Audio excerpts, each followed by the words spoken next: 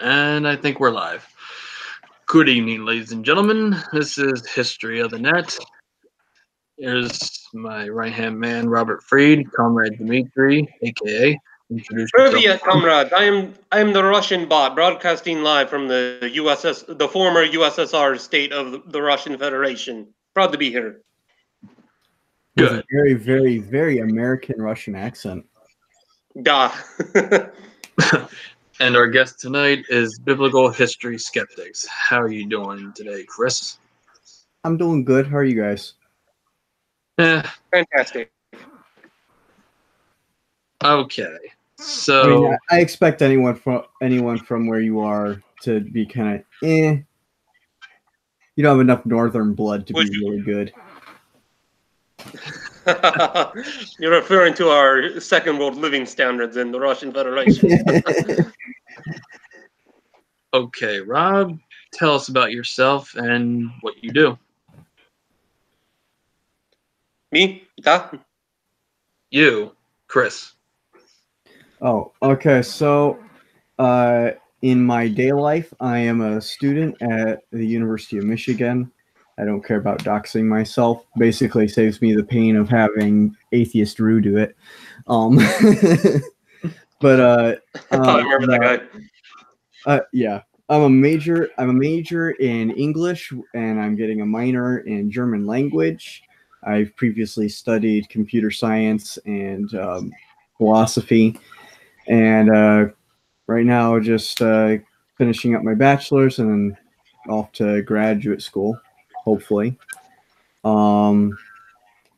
Outside of that, I mostly spend my time running the Biblical History Skeptics YouTube channel with my co-host Brian. I also run a website, the Biblical History Skeptics, and I do off and on blogging on there. It's not on any set timetable, but occasionally I do something a little bit intensive on there. I recently put up an entire blog on Canaanite religion and how it relates to Israelite religion and the Bible. And yeah, other than that, there's not a whole lot. I am working on research for a new project. I'm not quite saying what the project is yet, but Can you give us a hint? Does it have to do with the old Middle Eastern religions? It does. It has to do with the development of Israelite religion and the Bible. Nice, nice. I meant Near Eastern when I said Middle Eastern. Yeah. It's. I mean, Middle Eastern's fine in a modern context. We use ancient Near East because we also tend to lump Egypt and Anatolia in there a little bit as well, like the Hittites and stuff. Yeah, I'm familiar because I took both basically a world history course up to 1500 AD and a political history in the Middle East course. It's part of my requirements for my degree. Okay, communist bot, interrogate our friend.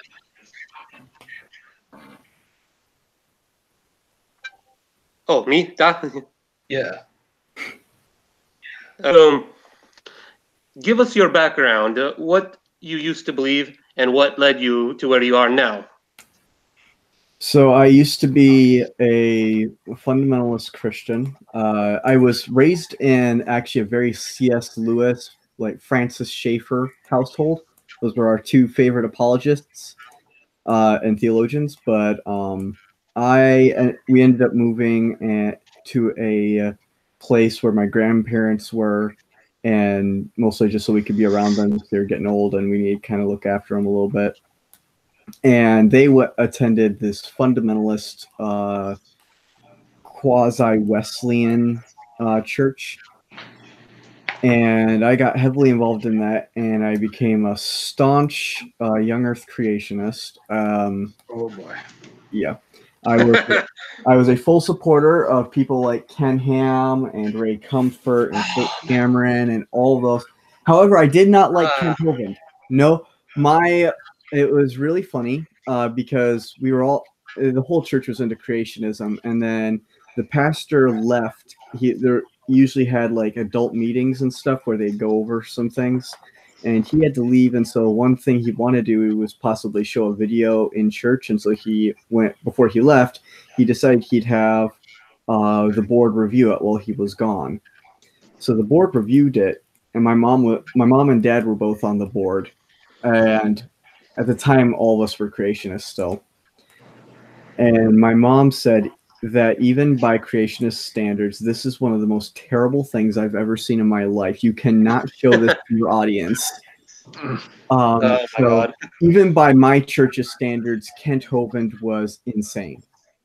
So at least Yeah, there was something. Normally, he's the one with the cult of personality. Yeah. Well, what's funny is that I grew up evangelical, and I'm no longer evangelical anymore. I'm kind of a agnostic / non-religious theist / getting somewhat into the Eastern Orthodox faith. But even back then, we never even heard of like Ken Hammond, and we did think of some like who was it Ken Hovind as being batshit crazy. Yeah.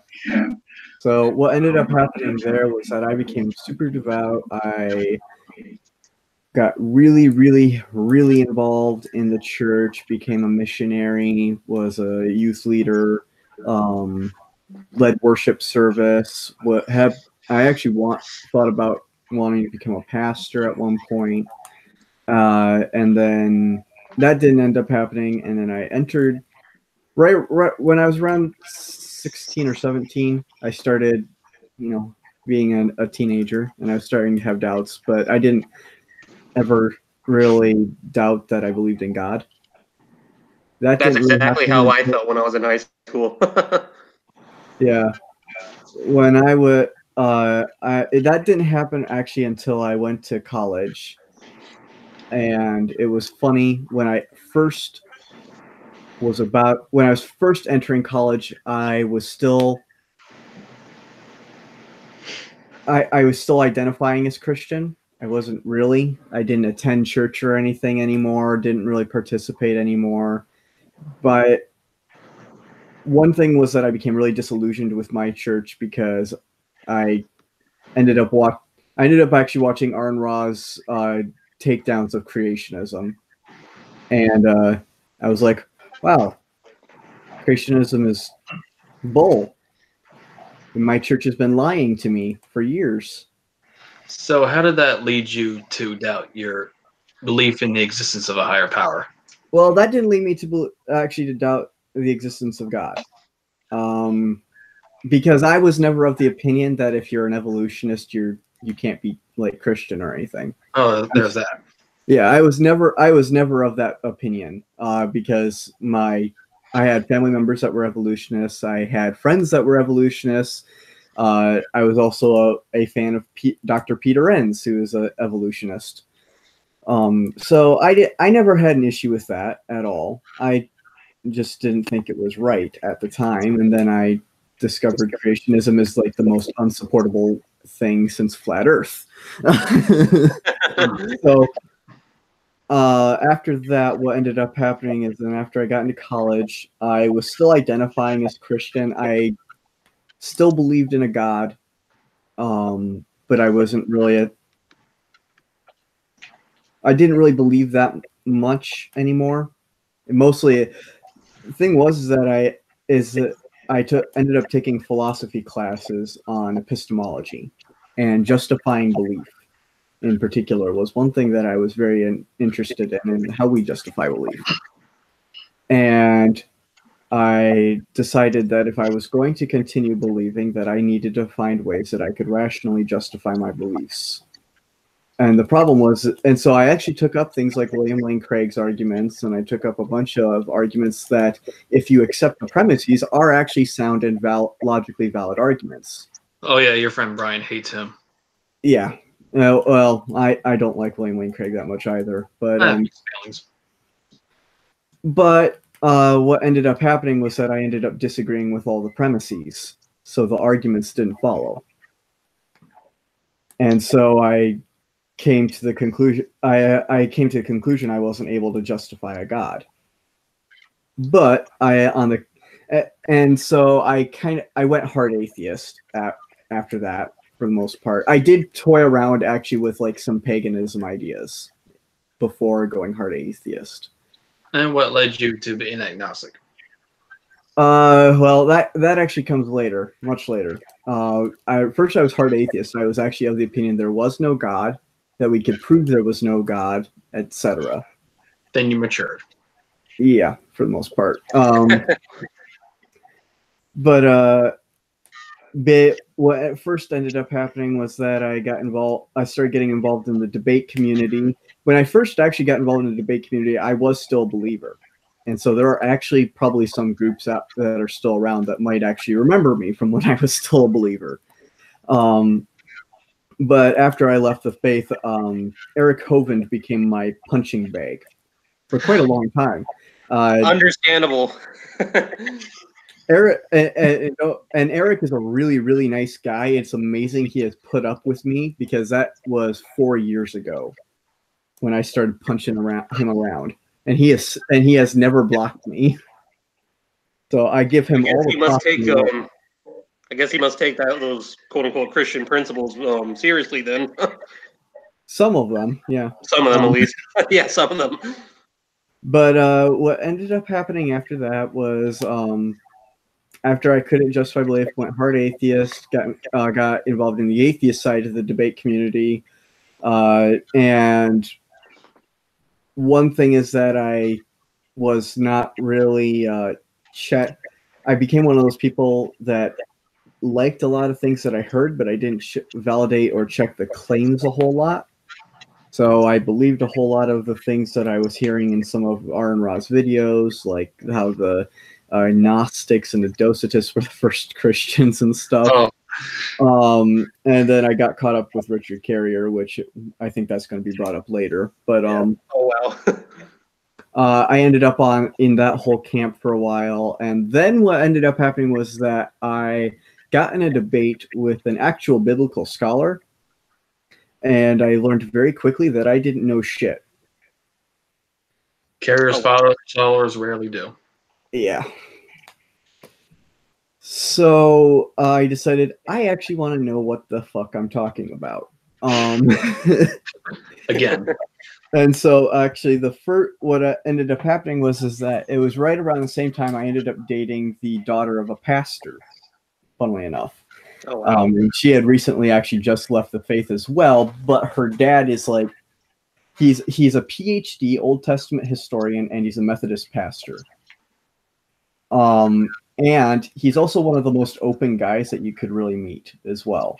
I ended up telling him I was an atheist, and we had a long conversation about it over, like, we were talking until like the wee hours of the morning. And and at the very end of it, he was like, you're always welcome in this family, atheist or not. We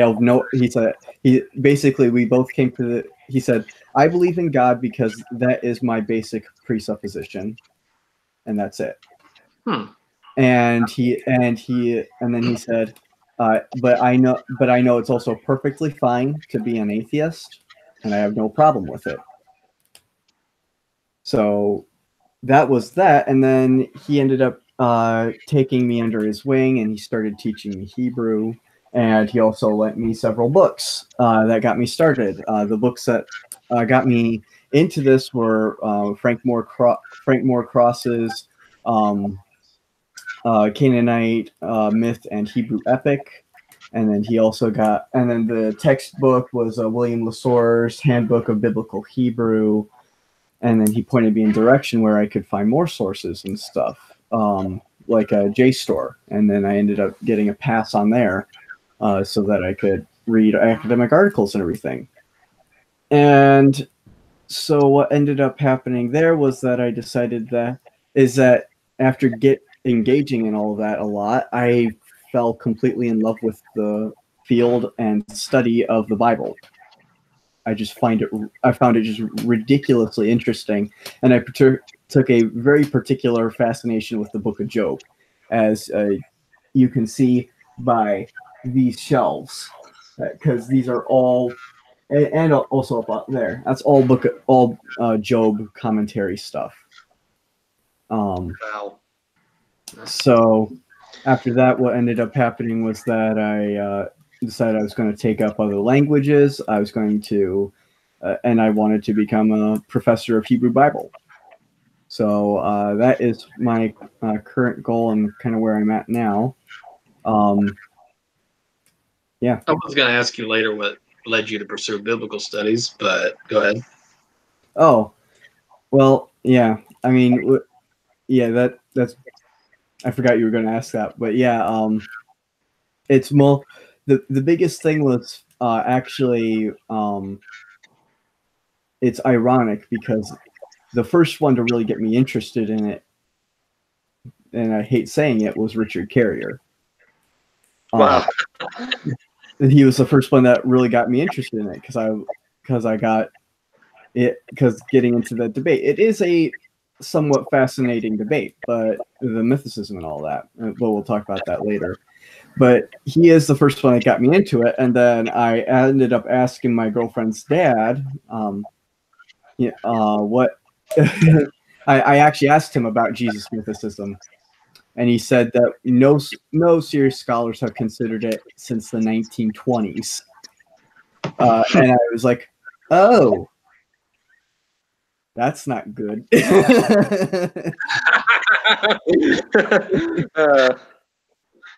So yeah, and so I've since broken up with his daughter, but I'm still really good friends with him, and we still chat and discuss these things at length quite a lot. And Lessons for life, so to say. yeah, but yeah, it really was getting into the debate, and like the first thing that got me into the debate was I just decided I wanted to not be a dumbass when I talk. There you go. Don't we all? So this leads me to another question. You told History that you have no particular hostility toward religion. I understand some of your friends, or he understands some of your friends are, but what made you more sympathetic?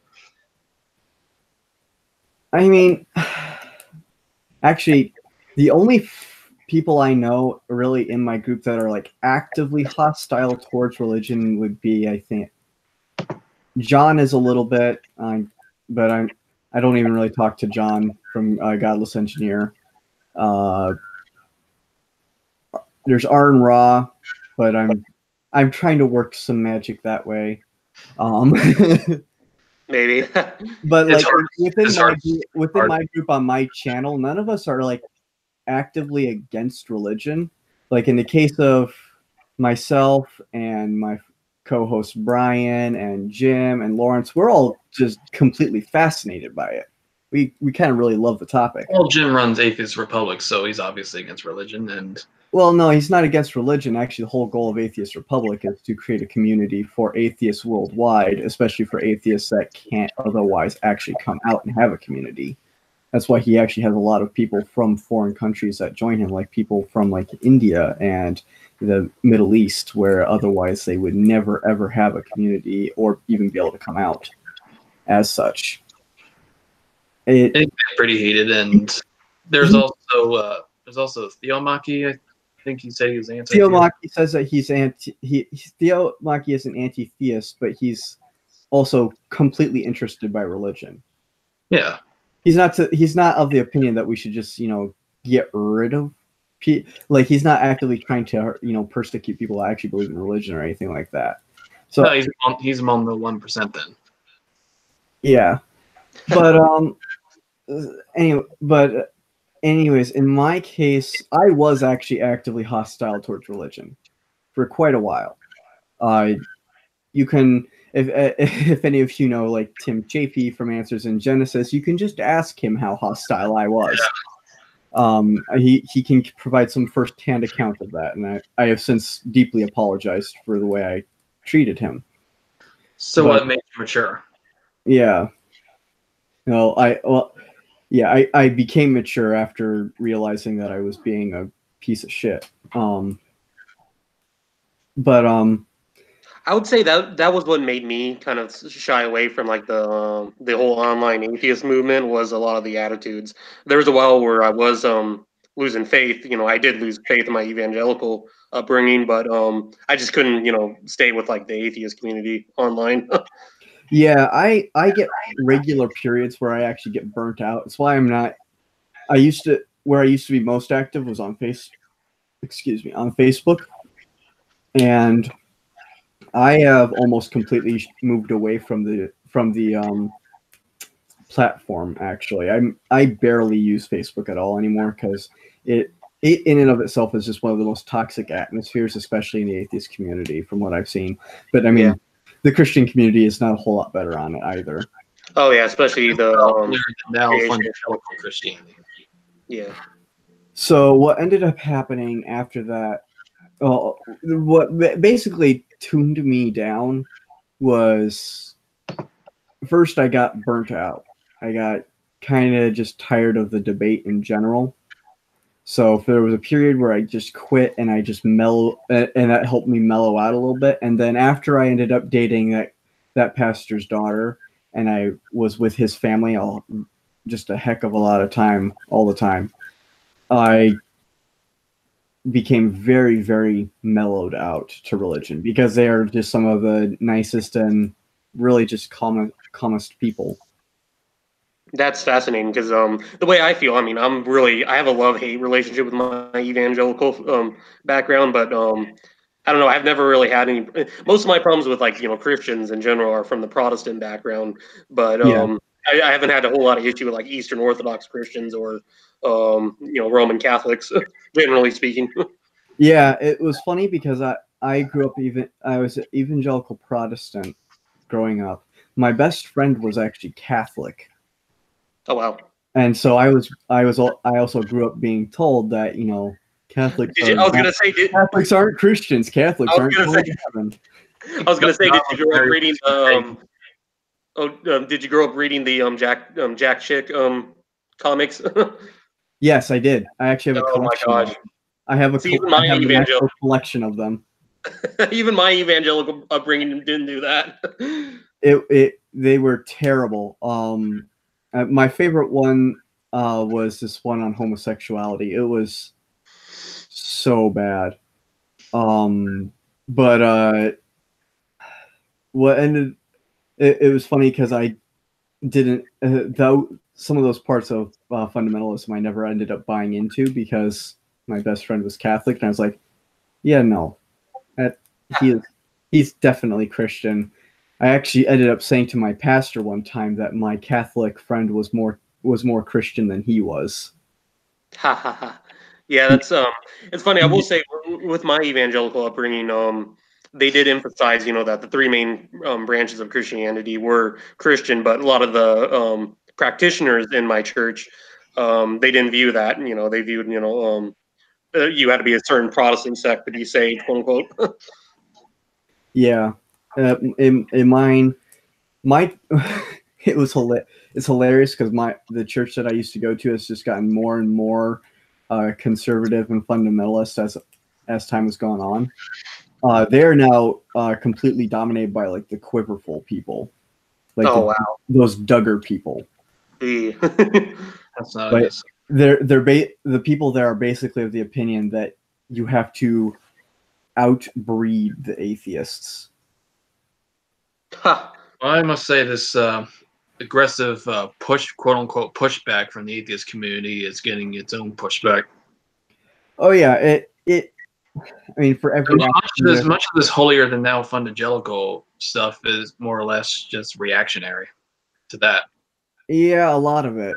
But I mean, as they say, every action has an opposite and equal reaction, even if it's a good action. So that's the unfortunate side of things. But yeah, for me, being under that roof with that group, with that pastor and his family, really helps just mellow out my problems with religion a lot. And then what also ended up helping was that was he put me in contact also with a few other people, one of whom was an Orthodox Jew.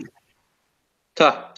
Right. And, I ended up befriending him, and he told me all about it, and so I was just like, yeah, this is it. I've just been a dick, basically, was what I came to the conclusion, and so I ended up apologizing to a lot of people afterwards.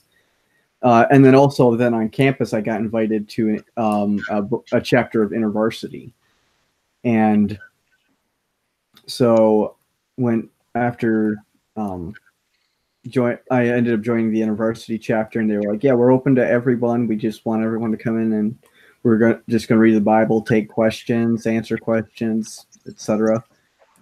And then I became a menace. They've regretted their action of inviting me ever since. So if you don't mind me asking, I noticed there's a cross in your background. Would you mind to elaborate on that? Yeah, I actually was in. There's a period where I was when I became really disillusioned with Protestantism, I actually ended up attending Mass a lot instead. The one thing that I can say, one thing I don't like about Protestant religions, just in general, the Protestant faith, is that there's almost a complete lack of respect for ritual in it. That's exactly one of my disconnections from that too. Yeah, and I actually really like ritual, and it's not that I feel anything like spiritual or anything about it, but it's really meditative for me. It's the cultural aspect. That's what I liked. See, I grew up in high school, and what's funny is that even during my evangelical faith, I had a non-Christian girlfriend. She was a Cambodian American Buddhist, and my church frowned down upon that, and that kind of contributed to my hostility to evangelicalism. So, but they had all kinds of ritual, and I just loved it, and the different, like the mesh between, Buddhism and Khmer animism was just fascinating, in my opinion. Yeah, I actually did. I actually do still on occasion practice Buddhist meditation because it is very, very helpful. People really just need to take it up just in general. It is really just nice and introspective, and really just helps settle everything down. But yeah, what with that, when I was in Mass, like I just have a really strong appreciation for ritual. Even as an atheist and a non-believer, I really just appreciate the focus that's there. Because it seems like especially in Protestant churches, one of my biggest problems was that it's like this giant focus on the people and this concert and everything, and there's like no cohesion going on. And it's really cool about Mass that's like the main focus of Mass is that.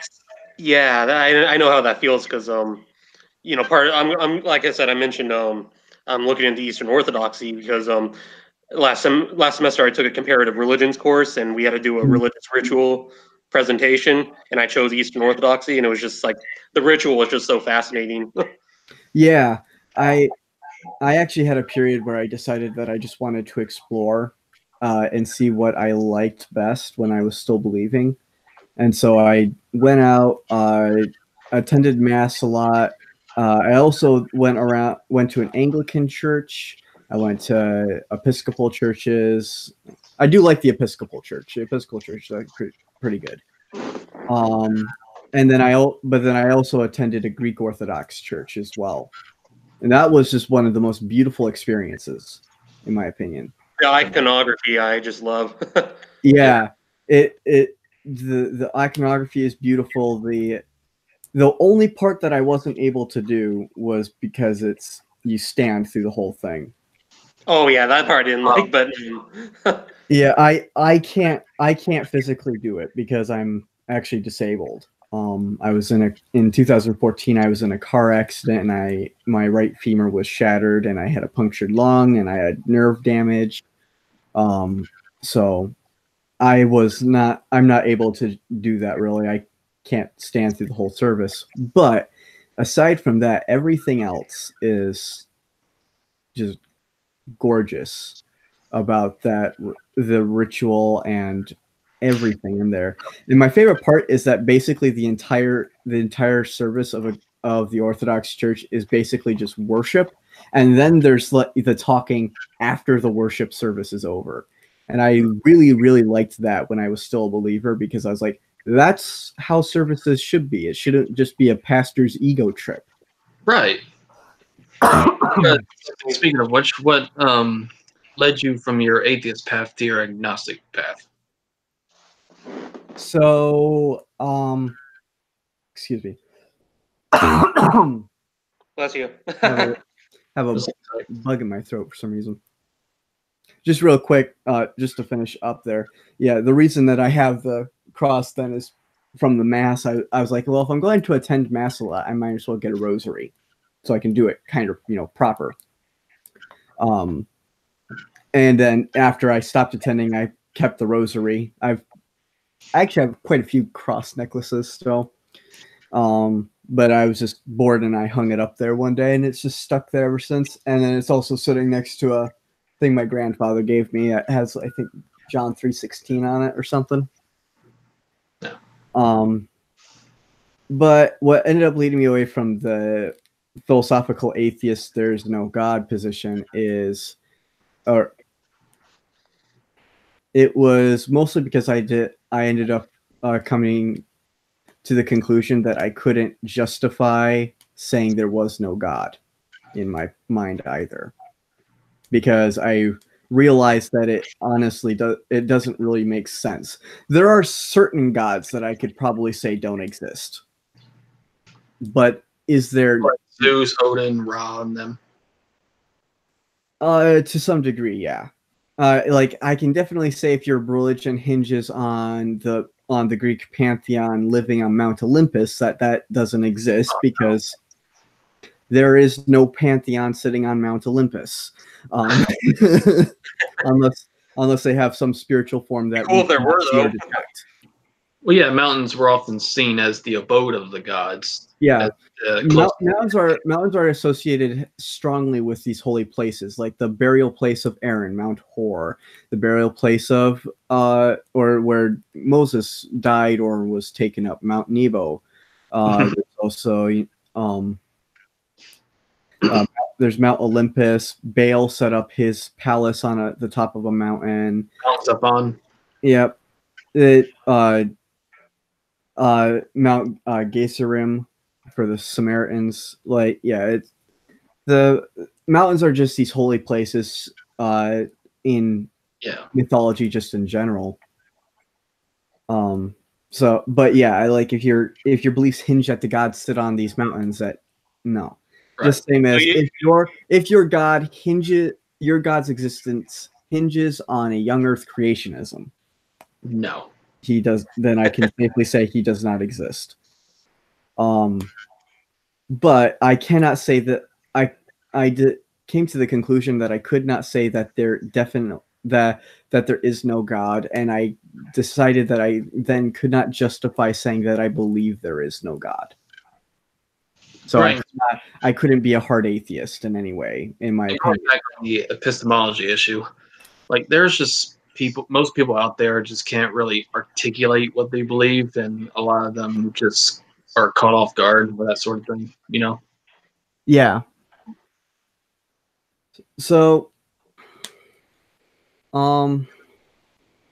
yeah, basically, I I came to the conclusion I couldn't justify a rational belief that there is no God. I'm not saying that no one else can, because everyone is, individual and they have their own methods of justification. But for me, I could not do it. Right. But I didn't identify as an atheist. I actually ended up on those Silverman agnostic atheist people. And then, it wasn't actually until recently, and when I came across Steve, and then I was like, and then I was watching Steve, and it was kind of like a bitch slap to the face. I was like, oh, because before that, I had really never researched on the set theory behind the categorization of atheism and agnosticism, and atheism and all that. I never looked at the category system for it. So in philosophy, so I didn't know that how to define it philosophically. So I was like, I'm a agnostic atheist, even though I didn't realize that was philosophically actually counterintuitive. But basically what ended up happening after that was I just ended up taking up the title agnostic. That's basically was stuck. If people want to call me like an atheist or whatever, using their Silverman definition, whatever, I don't particularly care, but I'm going to occasionally, if they actually label me an atheist, like James on Modern Day Debate has done that a few times, and I'm like, yeah, I'm you were playing Team Atheist against Stratelities, and I made sure to correct that in the debate there, but that was a terrible debate. All right, back to biblical matters. We'll be discussing the two of the main figures in the Old and New Testament, respectively, Moses and Jesus. Let's talk about Moses first. Common misconception is that it's the consensus that he's a myth like Hercules and other Greek heroes, even though majority view is not necessarily consensus. But it strikes me odd how people will accept Gilgamesh, Krishna, Buddha, and them as existing, but not the most important man in the Old Testament. Arguably one of the most important in the history of the world. But you agree there was such a man. Would you mind elaborating on that? Yeah. So, I mean, with Gilgamesh, there's actually quite a bit of debate still over that. I wouldn't say that there is a consensus, but there is a growing group. I don't know if it's a majority or not yet. I'm not particularly familiar with all the intricacies of that debate right now, but I fall in the group that thinks that Gilgamesh existed. With Buddha, there might have been. That's also a really tough one to say as well. But I don't have a problem with a Buddha existing. I have literally no opinion on Krishna. I know almost nothing about. I know basically nothing about the Indo-Iranian and Aryan linguistics and religions and stuff. So it's completely beyond that. But in regards to Moses, there is I would say a consensus that he probably didn't exist in scholarship, but it's not as wide as people think. There's still a lot of debate, right? There is quite a lot of debate over it. I personally don't have a dog either way particularly, but I am personally of the opinion that Moses existed. And there are a number of reasons why. Let me just say that none of them are particularly conclusive in any way. It's really the arguments I have are not the most conclusive in the world. But for instance, I'll start with the Shazu inscription.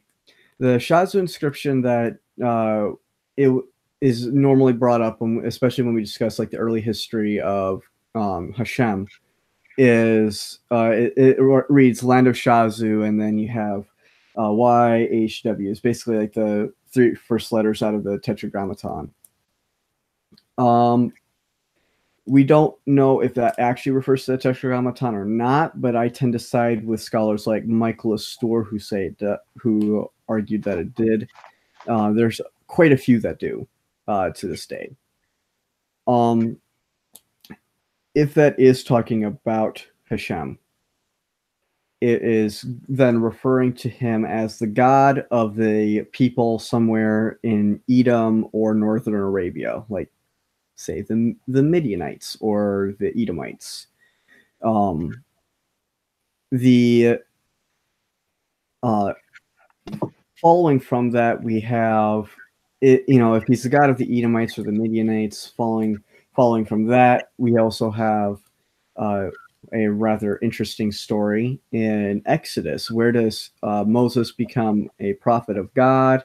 Where does God reach out to Moses? And then where does he return to Egypt from? Midian. And then there's also the problem of Moses' name. Moses, and it's an Egyptian word. It comes from Mose, and it means. I know in the Islamic faith, they call him Musa or something like that. Yeah. Yeah, that's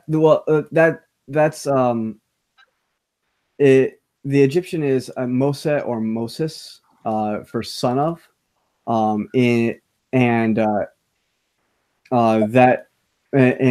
then when translated into Semitic languages, you have things like Moshe, which is actually how you are supposed to pronounce it in Hebrew, is Moshe.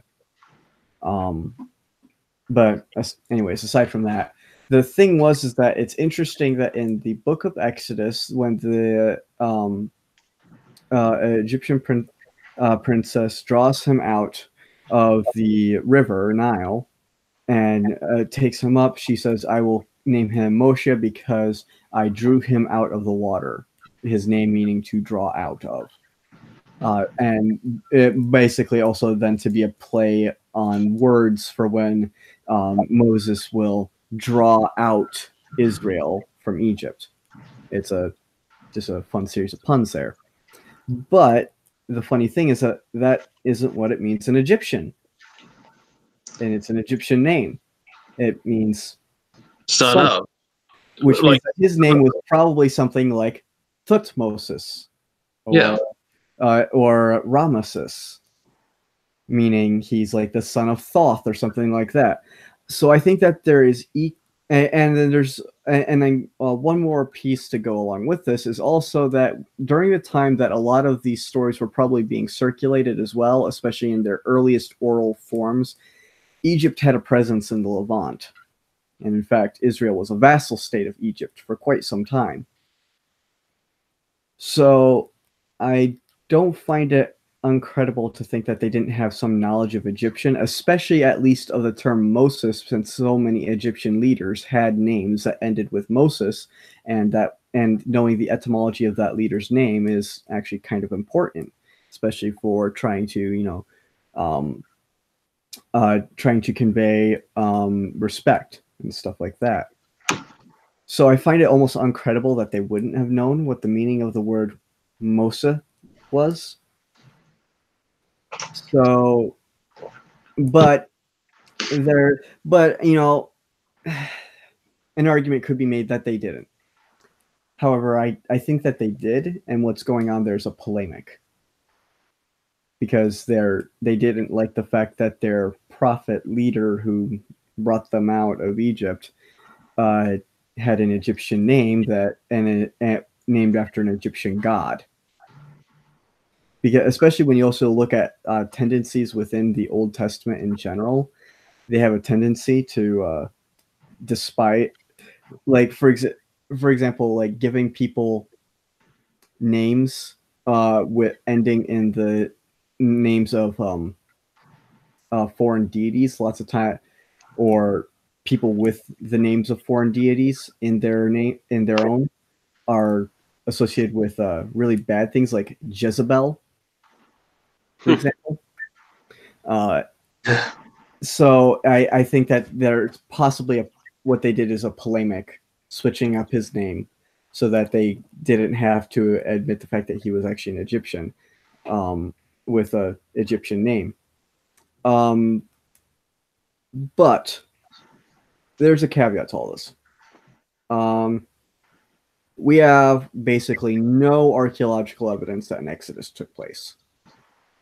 People are more than free to try and argue that because especially not the Exodus that's described in the Bible. Right. It stands to reason that there was a minor exit out of Egypt that inspired the grand tale that we see in the Bible, like the Trojan War. Possibly. The problem is that unlike the Trojan War, where we've actually excavated Troy and have found actually some evidence of its destruction by combat, right?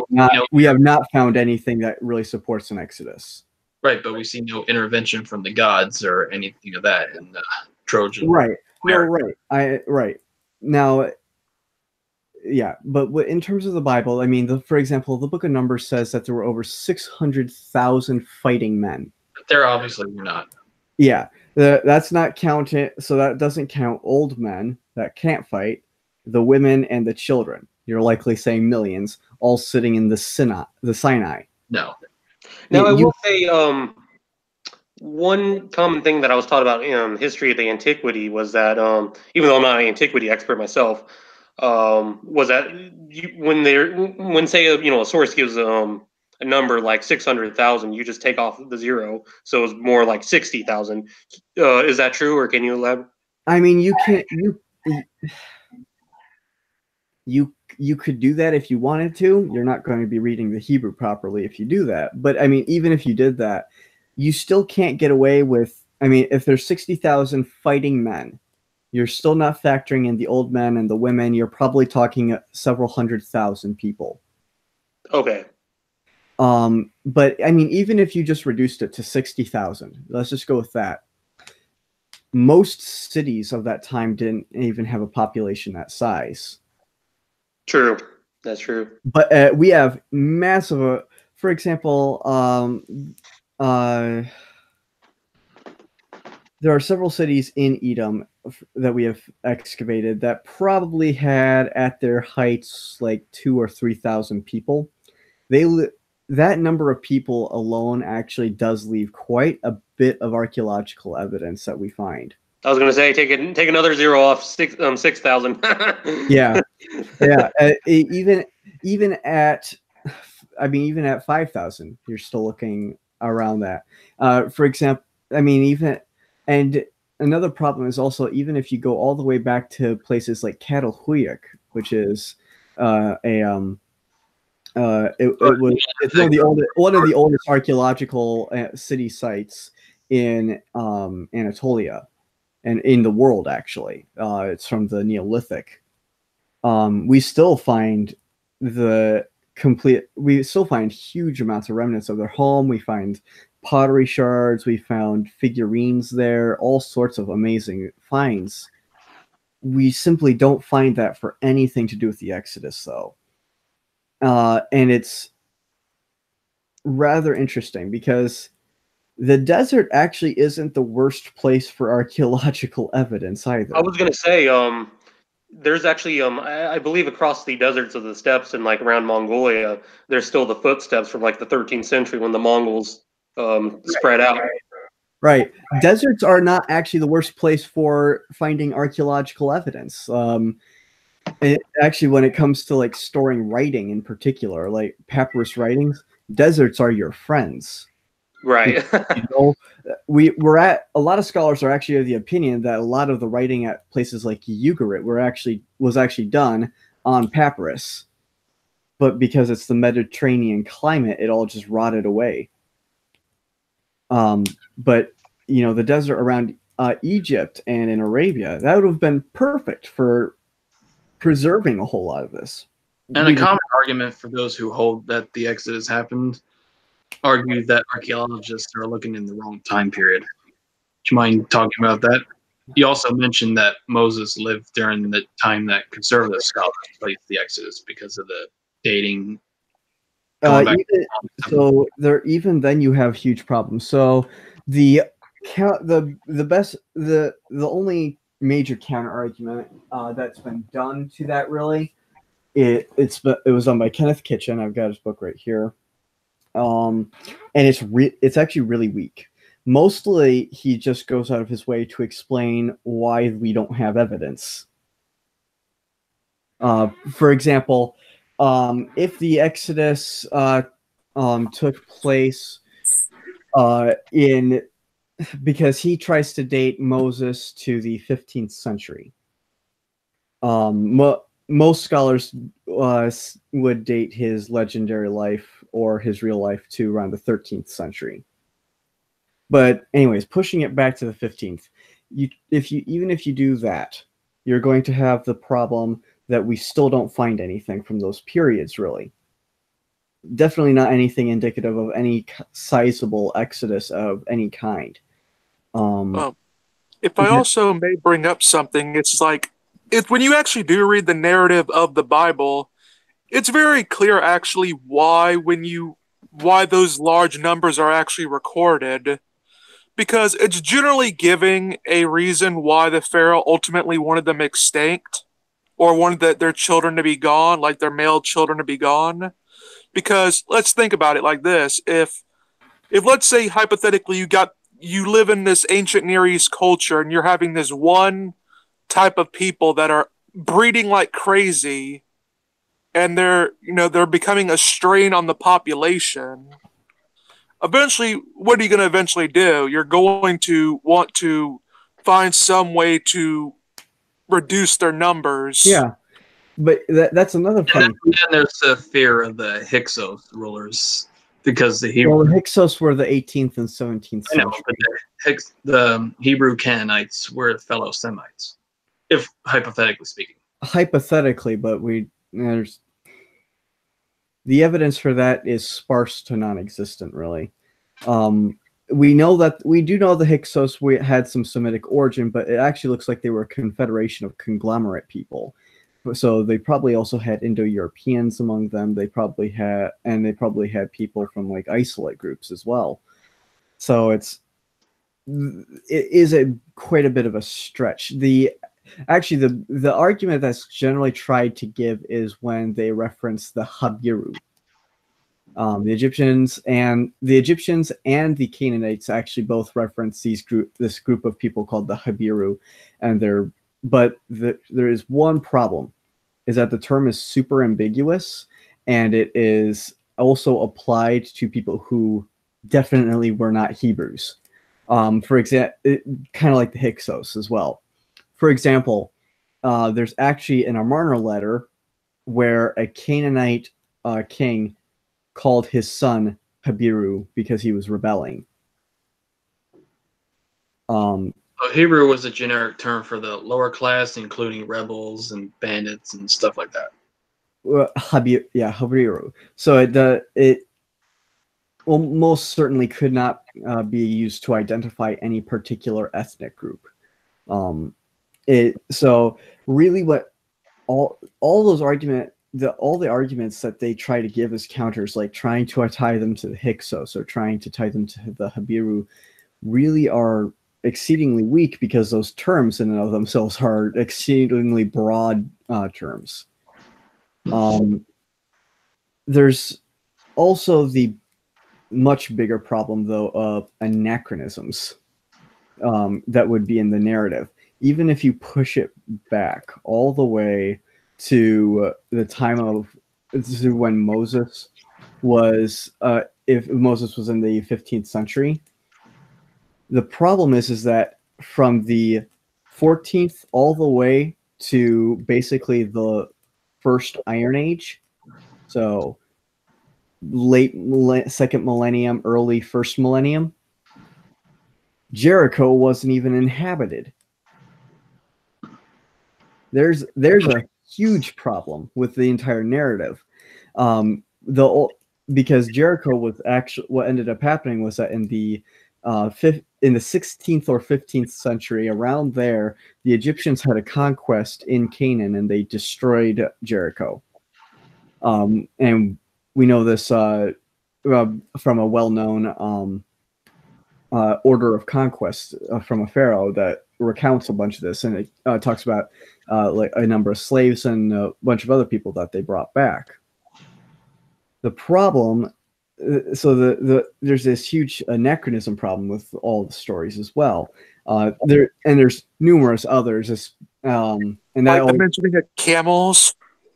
Yeah, camels is actually another one. There was a recent study published a few years ago that actually showed there's no evidence of camels in the Near East until long after Moses. Probably the first millennium BCE is the first concrete evidence that we have of actual dromedaries being used. Also, yeah, I have a theory that the books of Joshua and Judges were compressions of loosely connected events, but we can talk about that another time. Yeah. Speaking about anachronisms, that we find a lot of them in the patriarchal era, and you mentioned that there may have been an Abraham. Would you mind elaborating on that also? Possibly. There is no really good argument for it, and I'm going to be the first to admit it. There's no good argument that an Abraham actually existed, and you could honestly make pretty good ones that he probably didn't, especially based on the unreliability of the narratives themselves. For example, Abraham goes and stays in the land of the Philistines. Right, but we're not.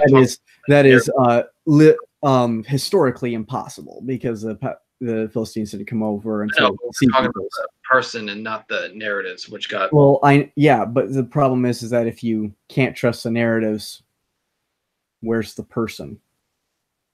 Well, the same could be said of the pharaohs and the Caesars and them. Well, to a degree, but the better thing with the pharaohs is also and the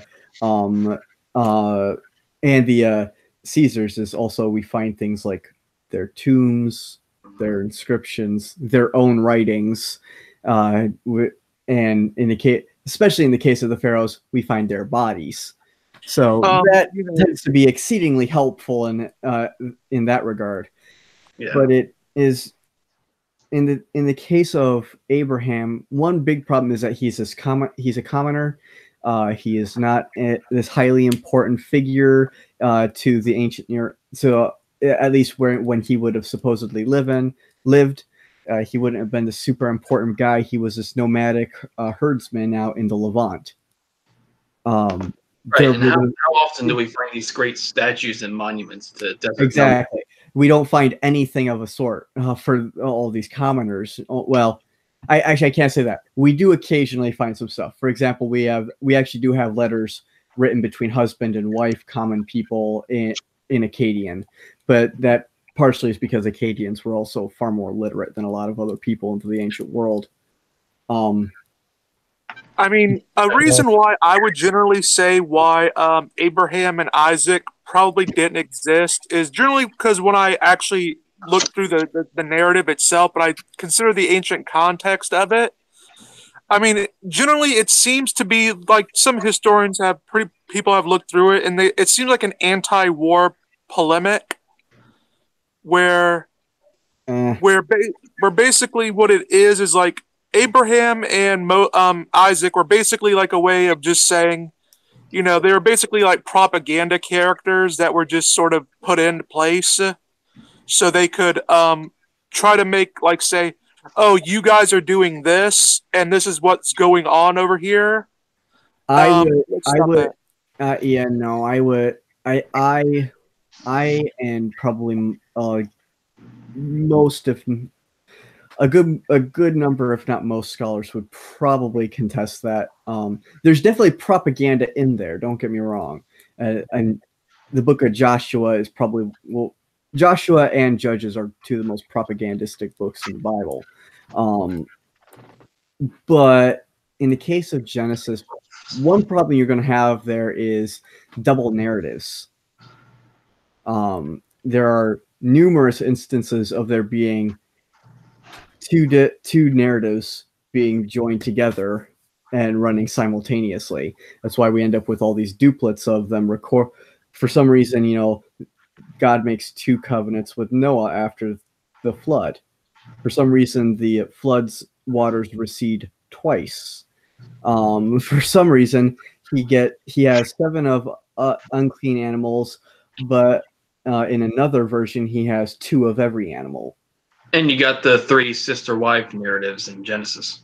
Yep, you also you have that as well, and then it just continues on and on.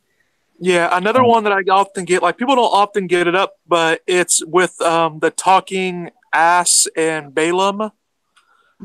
There's been many scholars that have put forward the idea that that's maybe, like, not all scholars hold to it, but maybe it can be like an interpolation. Because I'm of the opinion it's original.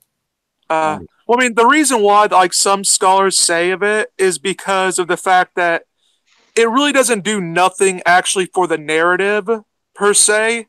Like some people have said, you could just remove it from the narrative altogether, and the story would just flow completely fine without it. But Although there is attestation of a sorcerer named Balaam. well, yeah, I mean, the problem I personally don't have really much of a dog on that really, but I would say it is something that's out there because they say it's possible that they were trying to weave it into the story because they were trying to weave other parts into it. Well, that makes sense, but that doesn't actually automatically mean it's an. But there's one part that definitely reeks of interpolation. That there's parts all over that reek of interpolation. Yeah, like in the Old Testament. For example, actually, the passage in Leviticus that condemns homosexuality, Ivan Dershowitz has recently published a study on it, and actually finds that it actually breaks from the poetic structure of the whole of Leviticus. It completely deviates from it, and that in and of itself reeks of it being not original.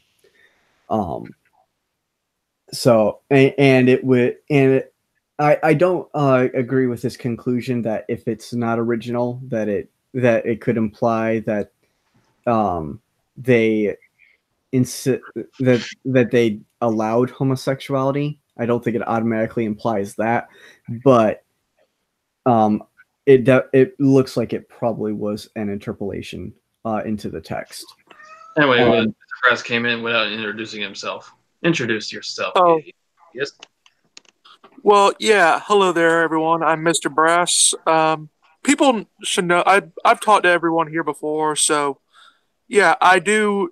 I study history. I'm very much a history guy myself. I do, I'm also very much a fan of the Bible, despite, not being a believer myself, at least in the Bible. But yeah, I'm probably much more of a fan of the Old Testament than I actually am of the New Testament. I'm the opposite. I used to feel that way. I'm actually the same way, and mostly a big part of it is because I really enjoy I enjoy the ritual aspect of the Old Testament over the New Testament. Also, I am much more interested in large historical events and timelines and all that than events surrounding about a bunch of cult leaders that had problems with Judaism. Yeah, I mean, I'd like that. Yeah, I mean, my reason for liking it is because, they really, in the Old Testament, they really emphasize a lot of more theological points that I think get ignored in the Old Testament. I mean, not the New Testament, I mean. I believe that because of course, like the Old Testament pretty much consists of most of the Bible.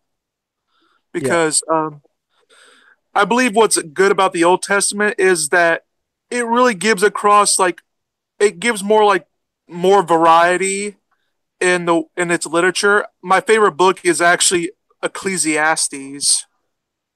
Yeah, you're one of those Ecclesiastes snobs. Job is the best book in the Bible. Before we get into the New Testament issues, elaborate. Would you like to conclude on what you think of Moses as a person? Me? Yeah. So okay, yeah. I don't have a really strong case for Moses. Not really anyone really can per se, because our first attestation of Moses is, especially is also coming roughly 800 to 1,000 years after he lived. So it's really difficult to say. But don't forget any source mention him. What? Don't the J and E source mention him? Yes. That- If you ascribe to the documentary hypothesis, I don't. I ascribe to a mixture of the fragmentary and supplementary hypotheses. Yeah. But yeah, but I mean, my It's the reason that. however, the J and but one thing you also have to note though is that the J and E sources are are also still coming many centuries later. Even the Deuteronomistic sources coming way later. Like after the United Kingdom fell, it would stand to reason that the North and Southern kingdoms would have their own version of what happened in the past and got stitched back together during the exile, or attempted to. Yeah, potentially. My problem is that I don't even buy it. For example, most scholars, even those that actually still ascribe to the documentary hypothesis, which there's a lot of debate over it, and it used to be basically complete consensus in the scholarly community about the documentary hypothesis, and then that died in like the 80s and 90s, and it's never since really recovered. But basically, even those that still cling to it, a good number of them don't even think that the e-source exists. And there's actually a growing number, at least not in the Americas, but over in Europe, that are starting to disavow the J source as well. I suggest Farewell to the Yahwist if anyone wants to start reading up on the issues. I heard of that. you know that I mean, people generally don't like. I remember you guys are talking about military numbers.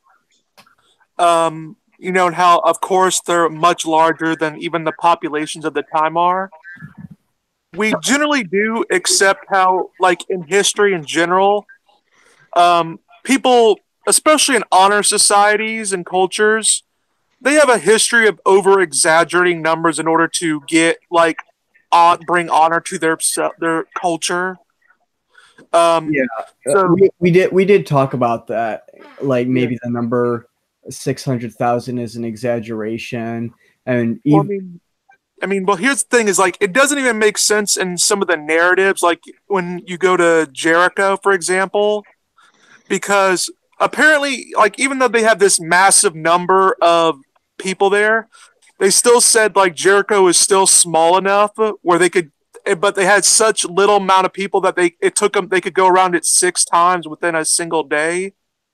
So, on one hand, they're saying, you know, we have such this large, like if they have such a large number, why would it take so long to go across this? And why, if it was such a massive city, like they say, or fort, however you would want to go for it, why would it take that long? So, the numbers are completely all over the place. Yeah, there's no way that those not if the Exodus and the conquest even happened, there's no way those numbers are accurate in any way, shape, or form. Right. But the problem that we then have is we talked about Jericho. Jericho was sacked by the Egyptians, and for every single period that you could throw Moses and Joshua into, it was basically uninhabited. There's no way that it could have even been destroyed by them because it was not even inhabited or rebuilt, really. It wasn't. Basically, the Jericho was not rebuilt until after basically the beginning of the Iron Age. Well, I mean, it's easy to destroy something if there's no one there. It was already destroyed is a problem by the Egyptians. Well, said, wait, we went to there and it was destroyed, so, you know, yay, we did it. I mean, yeah, that potentially could be it, but there's also the other problem that we've excavated several other cities that were part of the conquests of Joshua and found no evidence of destruction during those times. I was over that one time in that. What did you say? I didn't hear you. Inspiring Philosophy did a podcast with somebody, I forgot his name, but he went over John Walton. No, I don't think he referenced him in this one. No, he referenced Kitchen. No, he referenced Petrovich also. Yeah. Yeah, Kitchen and Petrovich are basically the only two scholars that are seriously still arguing for it. I think Walton possibly does too. I don't. Kitchen is a good Egyptologist. He is a terrible biblical scholar. But that's because he's an Egyptologist and not a biblical scholar. And the same also applies to Petrovich. He's an Egyptologist, not a biblical scholar. And John Walton's problem is that he's absolutely great at linguistics, but he has parallelomania like you wouldn't believe. And he also should be a Christ mythicist. Even more parallelomania than mythicist. In many ways, he's very close. But the other problem is also he takes it really too far a lot of times. I actually, if any of you guys are familiar of Genesis 1 as Ancient Cosmology, published by Eisenbrauns, that was John Walton's monograph, where he argued that Genesis 1 is basically telling like a cosmic temple construction idea.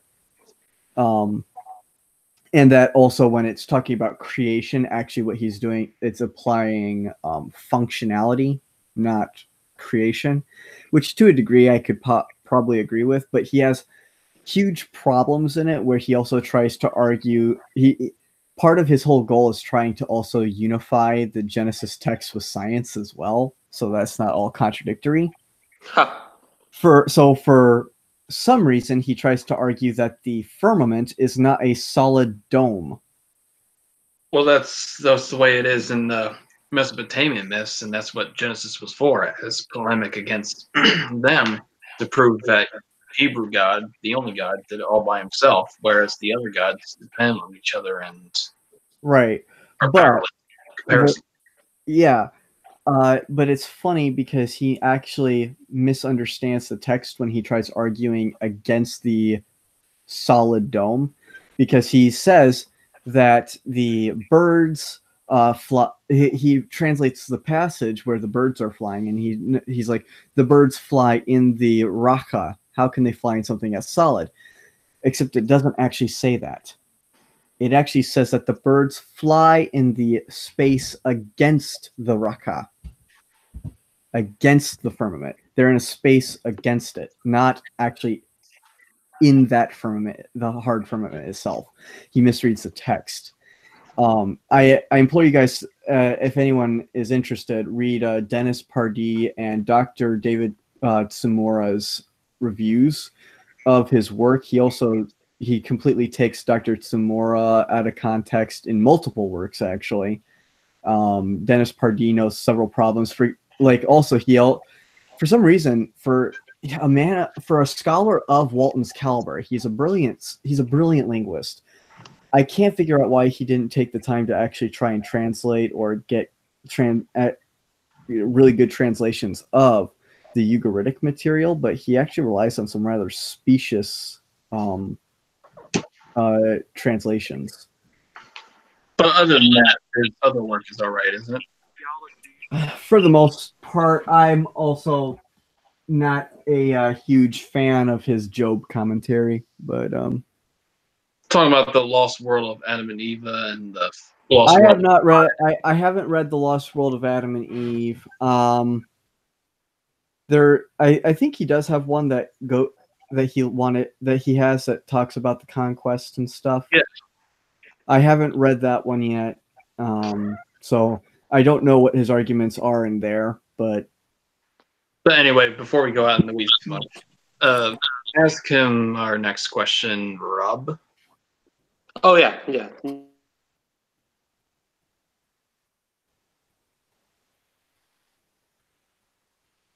Next question. Number 7. It's good because my computer just took a crap on me. What was that? You might want to ask it because my computer just threw me out of Discord. One of the biggest non-issues that men possess Jesus mythicism As a former Christ hunter, explain how you came to accept the historical Jesus and what drives you to fight against what is essentially atheism's equivalent of young Earth creationism. So I got bitch slapped in the face by scholars. that is the short version of it. I was a Jesus mythicist right up to the time when I met my girlfriend's dad, this historian. And that's when I asked him about Christ mythicism. And he was like, yeah, no one in scholarship actually takes it seriously. It is just ludicrous. And I was like, oh, I should probably check that out. And I was still a mythicist for a little bit, and I was a Richard Carrier mythicist. And the thing with Richard Carrier, he's not a dumb guy. He's not in any way. He is a very intelligent guy, and he knows how to try and win people to a degree. He's very good at it.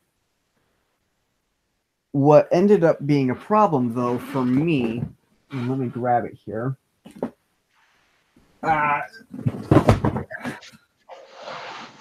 Is so I read his book on the historicity of Jesus. Shit! Burn it in fire. No, I'm not burning it in fire. There's a lot of entertainment value in it. I read it, and so what I ended up doing is I read it through, and first thing I had problem was with a lot of his language. For example, Jesus was crucified by demons in a sublunar realm. Whoa! I never heard of that before. Yeah. Oh, how about this one? Jesus was made using the sperm of David from a cosmic sperm bank. I saw the video that you and HistoryNet did, and I laughed. I literally burst out laughing when I was watching that. Yeah, some of the things he says are just the most laughable ideas, but what really ended up getting me was actually I started searching through some of his sources, and I actually implore any mythicist out there, please actually look at his citations and follow them. You follow footnotes for a reason, and here's why. For example, page 56 on the historicity of Jesus, he says, and I quote, "In Plutarch's biography of Romulus, the founder of Rome, we are told he was the son of God, born of a virgin. An attempt is made to kill him as a baby, and he is saved and raised by a poor family, becoming a lowly shepherd. Then as a man, he becomes beloved by the people, hailed as king, and killed by the conniving elite. Then he rises from the dead, appears to a friend to tell the good news to his people, and ascends to heaven to rule from on high, just like Jesus." Now, if any of you are familiar with Plutarch's biography of Romulus, you'll know that the first and last things are absolutely wrong. Well, almost last. He is not born of a virgin. He is born of a celestial virgin in most versions of the tale. However, she's not actually a virgin when she conceives him, because in every single version of that story, for the most part, except for some others that Plutarch mentions, she was raped by Mars. Oh wow! Yeah. And then there are also there are alternatives. Never fear. There are some other versions of how he came to be conceived. For example, and my personal favorite in Plutarch, there's one tale of a phallus phantom, and I'm not making that up, that comes out of the hearth, and everyone's afraid of it. I'd be afraid too if a giant dick phantom is sitting there and it's just wobbling around. I would not be pleased. And so they decide to appease the spirit. Someone has to have sex with it. Oh. So that's another way that he was conceived. But in every single version of the tale, he is conceived via intercourse of some kind. There's also the other problem. There is no version of the tale where he is killed and rises from the dead. There's none. The way that Carrier tries playing this off is that Romulus was killed and then his body vanished and then he rose from the dead. Like Jesus, right? However, if you actually read Plutarch actually presents all these different cases as different tales of the story. He says that there's one where the senators kill him, and then they chop up his body parts, hide the parts in their robes, and then leave, so that no one would have evidence of what happened to him. Alternatively, there is another version where there is a great fog and storm that rolls in, and then Romulus is taken up into heaven. Elijah style. Yes, for lack of a better word there, or phrase. There is none where he dies and then ascends to heaven. The closest that one is going to come is in Ovid. And if one reads Ovid, he basically, what ends up happening is he sheds his mortal form. So he sheds it, so his soul departs his body and then comes to heaven, which is not actually a resurrection, not even in the Greek sense. It is an apotheosis in that he's deified. All these, in most of these, there's an apotheosis where Romulus is deified. However, he is never killed and then resurrected. So, and everyone can actually go and read Plutarch's biography of Romulus for free. It's actually available from the University of Chicago for free, which I highly suggest is one of the best universities out there for ancient history studies. But and Richard Carrier's book, if you don't know, is also available on b_ok.org.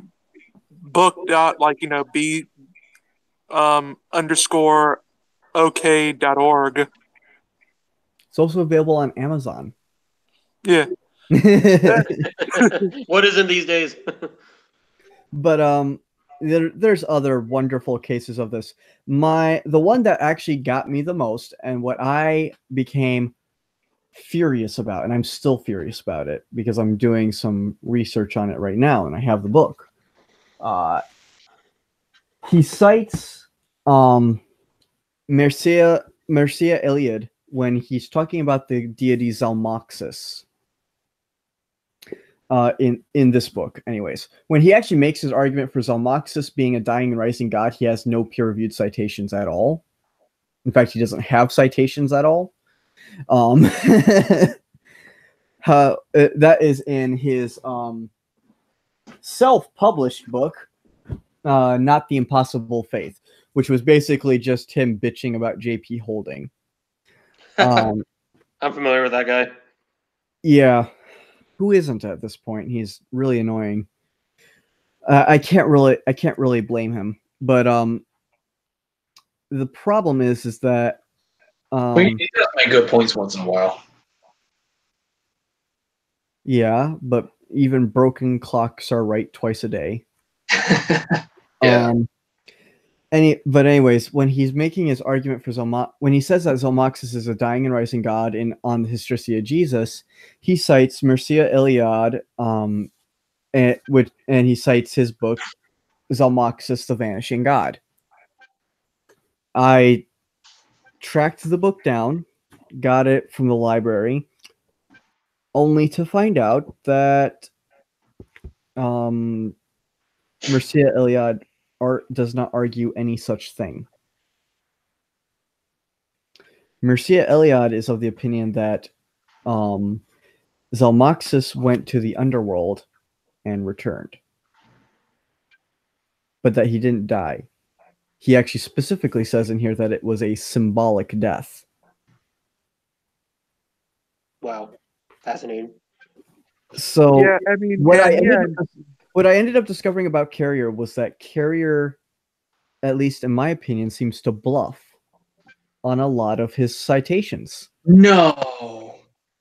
And then I ended up reading Tim O'Neill and figuring out, yeah, that is literally the case.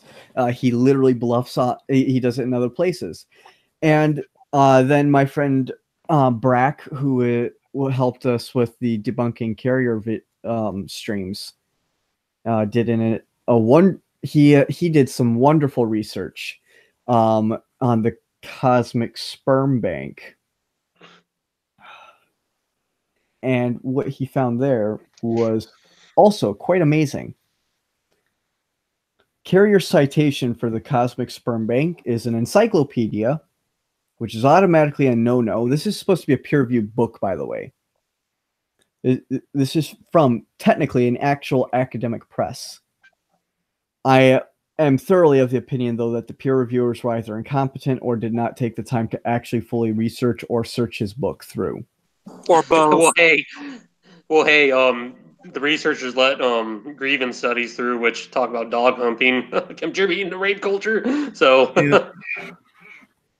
But it got really funny. So he cites an encyclopedia. The encyclopedia actually incorrectly cites things on the exact same page where it talks about this. Hilariously enough. Oh wow.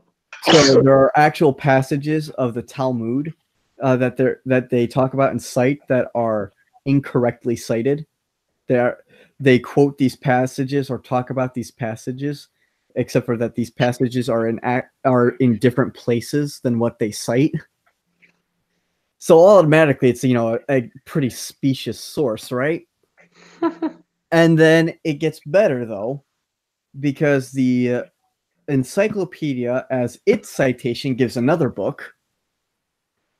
So Brack tracked down that book, and that book citation is School of the Rashba. That doesn't really help anyone, because what tradition are they talking about from the School of the Rashba? However, it does help in one thing, because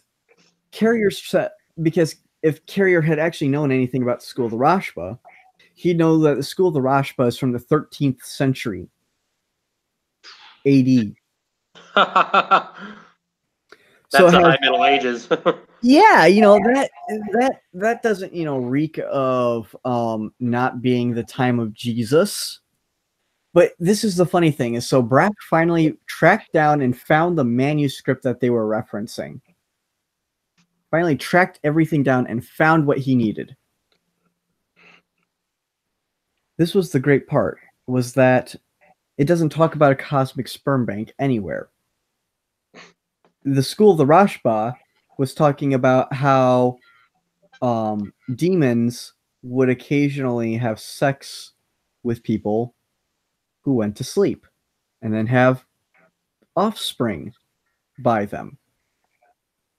And in fact, in some traditions, it was thought that some rulers of other nations and such were actually descendants of David, because while he slept, demons tapped the keg. But it gets worse than that also, because he doesn't seem to actually understand many things about the way that Jews would have also thought about this, because they wouldn't have the entire idea of a cosmic sperm bank, it would actually be completely unclean and unacceptable to them. Why would God have that? That's just unclean. That does not abide by his law codes at all. There's a strict thing where the high priest during the festival had to sleep outside the temple in case he had a wet dream. Actually, he had to stay in the temple and stay awake so he doesn't. Yeah, he had to stay. They actually had guys that would make him stay awake, lest he have a seminal emission while he slept. Doesn't the Catholic Church have something like that now? Too soon. Too soon. Bro. No. Theirs is, if you have a seminal emission, we cover it up. Yeah. don't you find it odd that literally every single reference to a human Jesus, to an obviously human Jesus, has to be explained away in some contrived manner? Yeah, like when it Yeah. says, for example, that Jesus was born of a woman, obviously that was talking about the law, the Torah. Or well, also when it says he was born under the law, it also literally says that too. But yeah, it is. That was another big one of my problems was they had to make an excuse for why all of these didn't mean what they said, and I was like, Yeah. and it just automatically was just like Occam's razor. Apply Occam's razor. Most likely scenario: Jesus existed. Another thing that also gets me is it's the same problem that I have with a Christian apologist like William Lane Craig and stuff is where they use Bayes' theorem, which don't get me wrong, Bayes' theorem is good but it's good in its context. Like, Right. Bayes' theorem is good. Like if let's say one of you guys asked me what's the probability that it's going to rain today at like in the afternoon, I can plug in a bunch of, pretty objective data, for the weather, the temperature, how everything's going, and I can come to a reasonable conclusion. Now, apply this to history and you could come to problems because the very nature of history is we don't have all the objective data that we need. We're working generally on fragments Right. and that need to be interpreted. Right. Well, and my problem is not even really with the use of Bayes itself. It's more of the problem that methodologically it doesn't solve anything. Because I mean, Carrier's whole want and desire to use it was to get like a more objective framework or what and stuff like that. But the problem is that Bayes, when used especially when used in something where there is no objective mathematical way to assign value to anything, automatically becomes subjective. And so it really doesn't become any better at analyzing anything in the end. And then so my problem with Carrier's use of it is that by the end of his book, it seemed like the only thing he was doing was just having this magic mathematical woo. And it didn't actually end up validating anything that he was saying. All it did was basically put in mathematical form what he could have said without. Then there's the contrived Josephus and Tacitus and explaining away James, Jesus' brother, and all that. Yeah, there's all that lovely nonsense as well. All of it really, I mean, Craig Evans really summed it up best when he debated Carrier, and he said, all this is just forcing unnatural readings of the text on the text so you can get the outcome you want. That's Basically. all it is. Craig is a pretty conservative scholar himself. He's sort of conservative. I'd say he's pretty moderate. Definitely not as. He's definitely more conservative than, say, like Michael Bird. But he's not definitely not as conservative as like Ben Witherington III or N.T. Wright. Or N.T. Wright's also he's not. There's things he's conservative about and things he's liberal about. He's not really liberal. He's kind of like in the middle. N.T. Wright is in a lot of ways, N.T. Wright I'd say is actually a little more liberal than Evans in some ways, but I'd probably say they're probably equal around there. Craig S. Kinnear is super conservative, like super conservative. And then there's Mike Licona, who's also pretty conservative as well. But so, I mean, Mike Licona, there's even some. I've actually read some of his work, and there's even some Like, I can't. Hey, Mr. Brass, we can barely hear you. oh, sorry. I Just was going to better? say, you sounded like you're under a bucket. Yeah, that's better. All right. Oh, it's probably because I was far away, but yeah. Yeah, I've read a little bit of Mike Lacona's work, and yeah, he is a bit conservative. Although I will say there are moments where it did surprise me, where he did actually go for more liberal interpretations of Yeah. some things. Yeah. Like for none of that- example, for example, he goes with the member in New Testament where they said that the tombs of the prophets or whatever they rose from the dead. Now, most conservative scholars that do hold to that, they believe it's a literal historic thing that happened. While he goes for the more of the it's supposed to be like hyperbolic. Yeah, it's supposed to be like an exaggeration, like trying to get the importance of the event across and stuff like that. So Yeah, I mean, yeah, he has his like he's mostly conservative, I would say, but he does have liberal, like some liberal motions that he goes through. Yeah. His book, his Oxford University published a book. Why are there differences in the Gospels? Is pretty good. Yeah. Yeah, don't get me wrong when I say they're conservative. I'm not saying they're bad scholars by any stretch of the imagination. Mike Lacona is an excellent scholar. Craig Evans is a very excellent scholar. N.T. Wright is one of my favorite scholars, actually. Joel Edmund Anderson. Yeah. Joel Edmund Anderson. He's a bit conservative as well, but I really like a lot of what Joel has to say as well.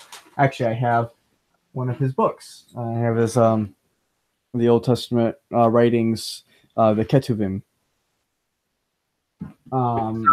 Yeah, if you guys are interested, I'm going to shameless plug for him. But if you're interested, on Amazon, he has translations of like most of the Old Testament. Fascinating.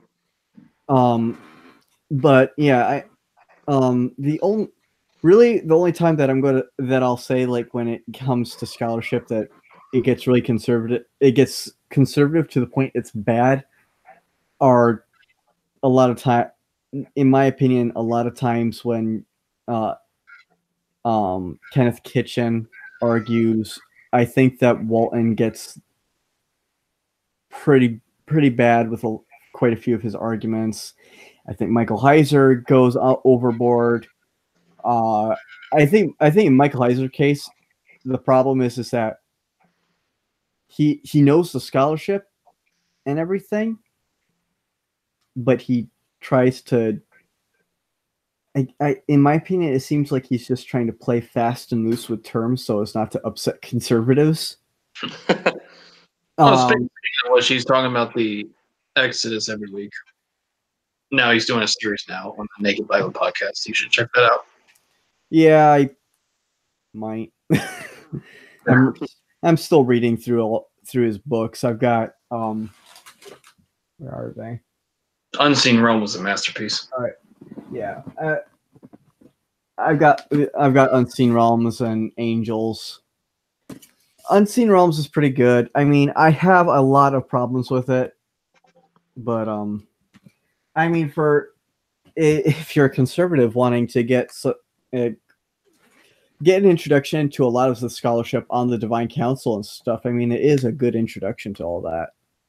I mean, another thing that, like, a lot of people, I remember that is sort of like how I believe a lot of liberal people that do go into it, they tend to have this idea that conservative means bad. But, I mean, I've read scholarship on both sides of the table, like liberal, like, it's really bad to get a fundamentalist on either side of the table. Yeah. Whether you get the ultra liberal scholars or you get the ultra conservative ones, because some of the ultra liberal ones that I've actually seen, their work is just completely garbage. And the minimalists, this would be counted among the ultra liberals. Yeah. Yeah. I mean, it was also funny though, because you accused me of being a minimalist on Twitter once. Give each other art on Twitter all the time. Yeah, we constantly bite at each other on there. But no, yeah, I try to take a middle ground as in a lot of cases. There are a lot of cases where I'm pretty liberal, but there are also a lot of cases where I find myself actually going more and more conservative as well, like on the historicity of Moses and stuff like that. And it's really funny because yeah, but I I on I do want to make a point to everyone. Yeah, conservative's not bad. It's not bad to be conservative. It's not bad to be liberal. What's bad is when you just go the extreme. Like, what's bad is when where is it? Yeah, when you Thomas L. Thompson something. Yeah. I have no respect for this book virtually at all. It is. He basically argues that there was no identifiable nation of Israel. Whoa. Well, that's Yeah, that's basically what he argues, and that a lot of, and that the Bible, like the Pentateuch and a whole bunch of other stuff is basic, like most of the Old Testament is basically propaganda. well, it's propaganda in it, but Yeah, it's a real. Real book. He argues that most of the books of the Bible date from like the 4th century onwards. that's not true. Oh wow. It's ridiculous. That's Back to the historical Jesus.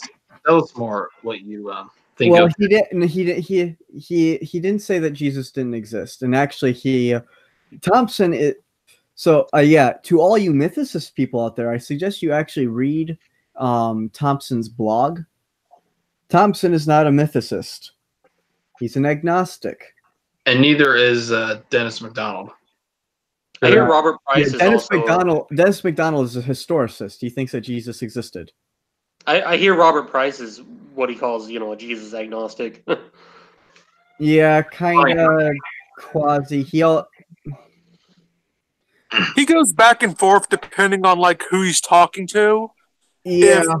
Like when he's talking to Bart Ehrman or something, he plays more of an agnostic on the role.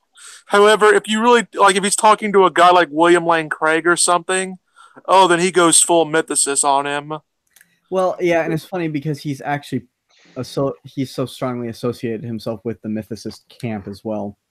But it's funny because like Kurt Knoll is another one. Kurt Knoll and Thompson both edited Is This Not the Carpenter?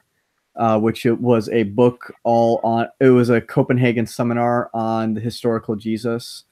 And it has a bunch of essays in there by scholars on the historical Jesus, including by Price and Thompson and Knoll. And Thompson and Knoll are both agnostic as well. Both of them are agnostic. So is Hector Avalos. I always find it really funny when they try to argue that like mythicists try to argue that Thompson we have like Thompson and Laddister and Carrier. I'm like, no, Thompson's not a mythicist. It's funny because they just lump in the agnostics with them. I see them often also try and lump in Hector Avalos too, even though Hector Avalos actually contributed to helping Galota with his rebuttal review to the Historicity of Jesus. And Laddister and Fitzgerald are just carrier lackeys. Well, I mean, what's another funny thing about it is also with Hector Avalos is that he's not even if you ever seen his debate with William Lane Craig and stuff, like he's clearly not on the side of Christians at all. He constantly goes after Christians, so he would be the kind of guy that you would think would be a mythicist, but no, he's more of the side where he just doesn't care one way or the other. But he more or less sides on Jesus most probably existed, but he doesn't care. But he is decent as a teacher, though, and he will tell you that the Bible is the most important compilation of text the world has ever known, and that he encourages people. I'm not discrediting him or nothing. He's a very, very good scholar in his own right. Volume brass. Oh, I said he's a very good scholar in his own right. I'm not saying he's bad or anything. Yeah, well, he'd need to be a good scholar because he trained under some of the best in the world.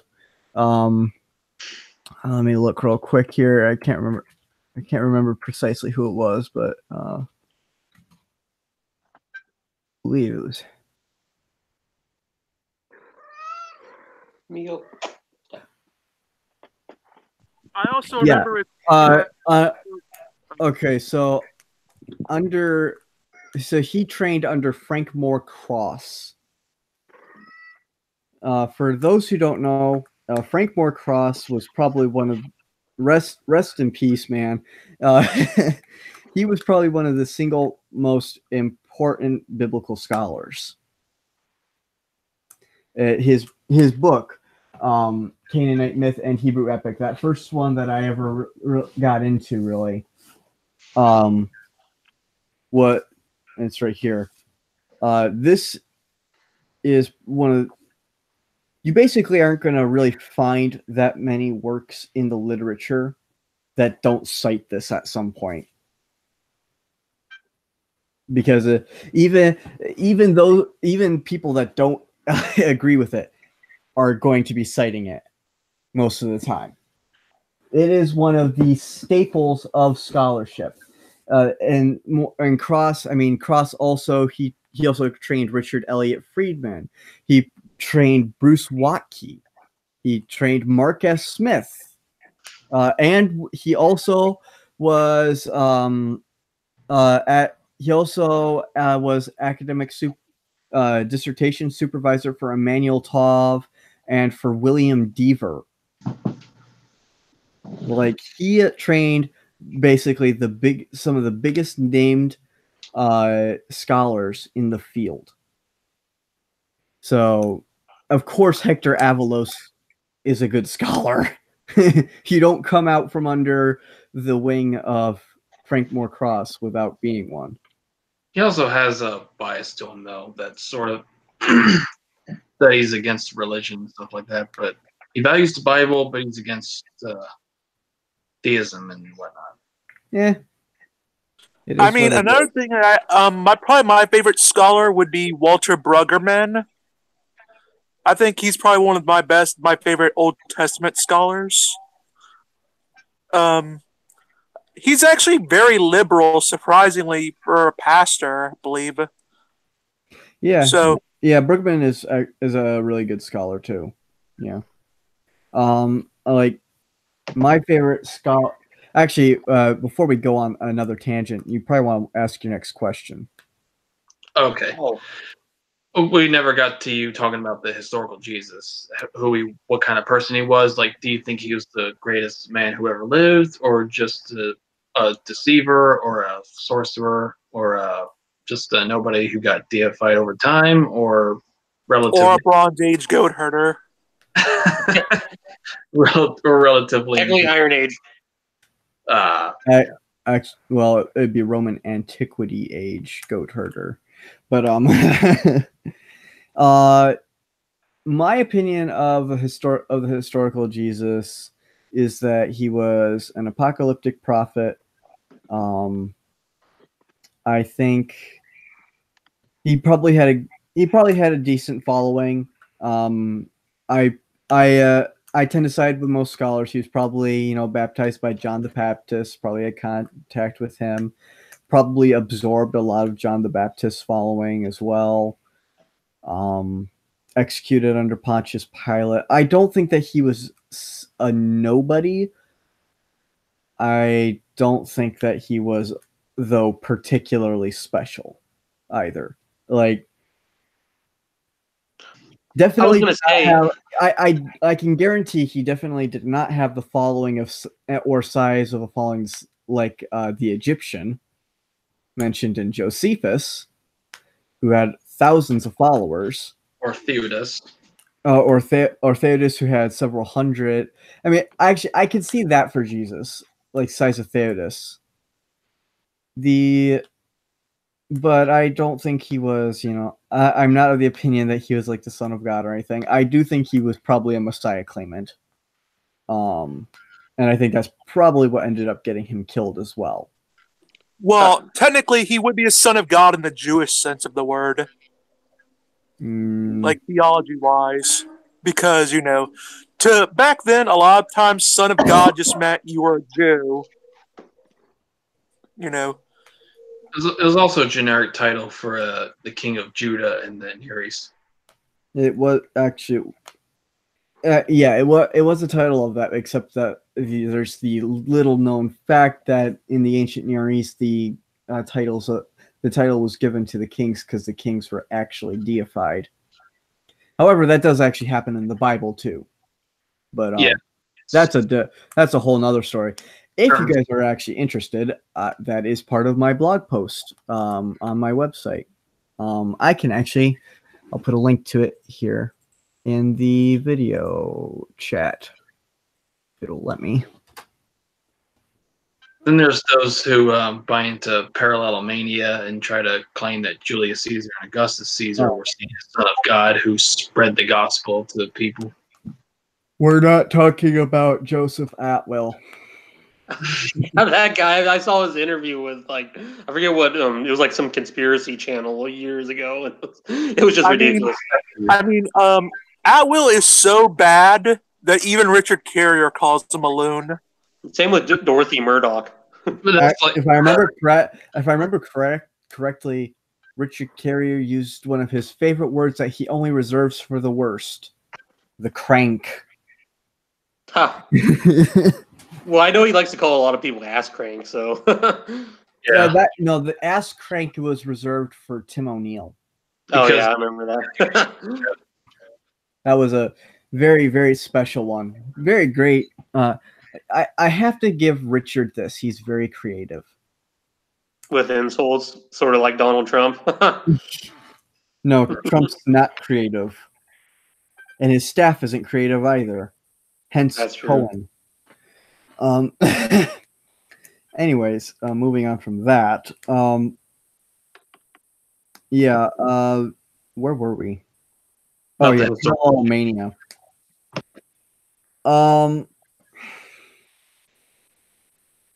Yeah, I mean, Carrier's a little less so with the parallel mania. When it comes to the Dying and Rising God thing, he doesn't actually say that Jesus was copied from Dying and Rising Gods, but that he fits into the reference class. And the reason, and what that's basically, the reference class, what it's basically meant to do is set up a class for defining what Jesus is, so that it also can help play into the statistical likelihood of his existence. However, in order to set up the reference class, there is a lot of parallel done, and I don't agree with a lot of them. I don't agree that Romulus or Zalmoxis fall into that. And there's also another case there where he really just misuses scholarly work, like Tryggve Mettinger's The Riddle of Resurrection. That's one of the only works currently in existence that argues for dying and rising gods and figures and stuff like that. As an actual mythotype. But in that book, Mettinger says that he doesn't think that there were any links between them and Jesus. And Carrier doesn't note that. So, wow. Yeah, he does, and he also did that with. He also misused Dennis MacDonald's work as well, and Dennis MacDonald ended up having a debate with him over that. Actually, he's been very vocal against Carrier. So yeah, it's. But anyways, returning to the historical Jesus, I'm of the opinion he was probably a somewhat popular Jewish itinerant preacher, and that he was a Messiah claimant, and then he got himself killed. Oh wow! And then myths just sprung up after that. There's something. Would you argue that there's something particularly special about him that made his that made people mythologize or embellish his life as No, opposed to the many other apocalyptic preachers? no, I wouldn't. So For example, we have a Dead Sea Scroll actually where a priest himself actually is deified, like the writer is deified.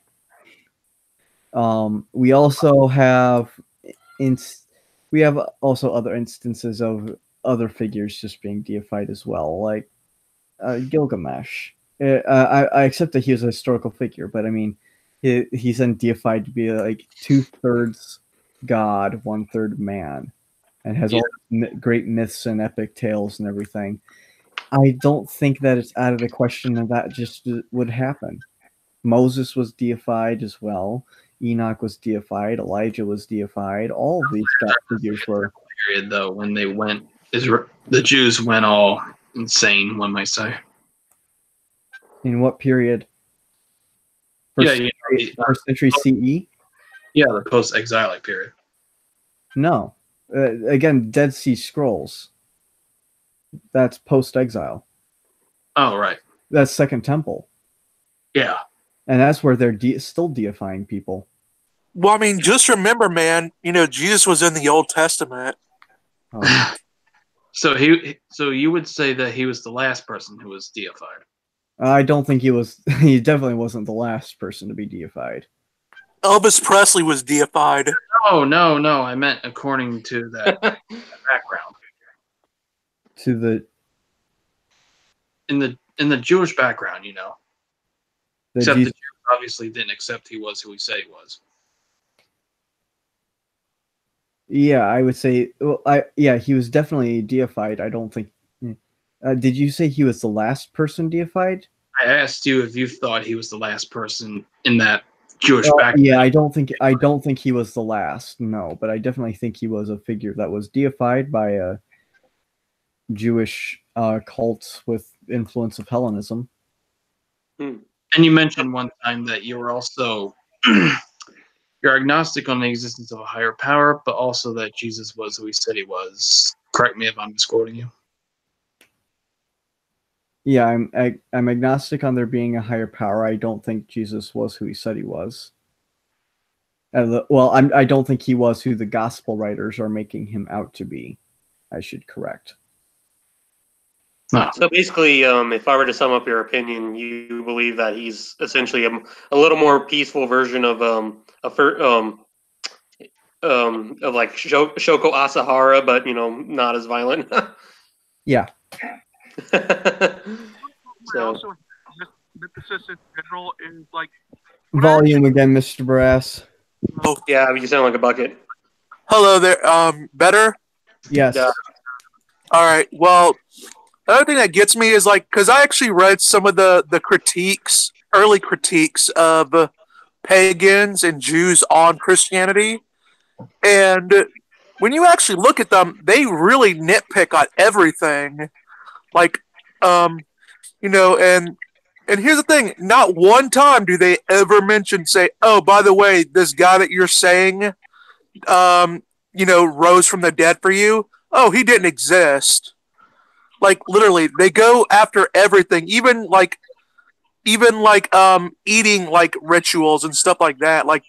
Their rituals of how they ate. They would go after that, but they did not dare. None of them ever thought to say, "Oh, by the way, Jesus didn't exist." No.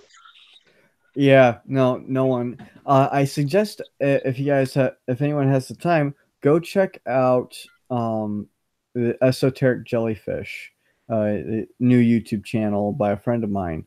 He has an entire video on there all about how Judaism actually indicates Jesus's existence, primarily based off of the polemics. Because they had the opportunity to say that. Because, for example, if there was a wisp of saying that Jesus didn't exist or that he was just this celestial being, the Jews would have jumped on that very quickly. Like they Yeah, were because I definitely, heard that they were losing a lot of their practitioners to this new cult, which was yeah. Christianity. Yeah, they were losing a bunch of people, but there was also this is that what was really funny is that they ended up actually creating a blessing in the church, and basically it was the blessing against the heretics. Oh wow! And so it was not in the church, in a synagogue. And the reason being was because early Christians still went to synagogue, right? Well, the reason they came up with this was because they wanted to figure out who were Christians, so they could kick them out and get rid of them, right? And so the entire idea was that it was a blessing and a curse. It was a blessing for the Jews and a curse to the heretics, the Christians. And their logic was, well, of course, the Christians aren't going to curse themselves. Huh. Oh, but haven't you heard there's this conspiracy that he was a cosmic sperm angel that died in the heavens, crucified by demons, and was buried and rose there and had dinner, Last Supper up there and everything. All for us humans. Yep. And they all got rid of this within 30 years. Yeah, and he was also from a Roman mystery cult, and he was a pagan god. What else can I come up with here? Oh yeah, here we go. He was also a sun god from astrotheological ideas. And if we're going to go with the R and Raw approach, he was also, in addition to all those things, a conglomerate of several people. Would you say that be true of Moses? I actually Occam's razor. Simplest explanation that best accounts for the evidence is the best explanation. There you go. Don't multiply objects beyond necessity. I don't need anything more than one Jesus, and I don't need anything more than one Moses.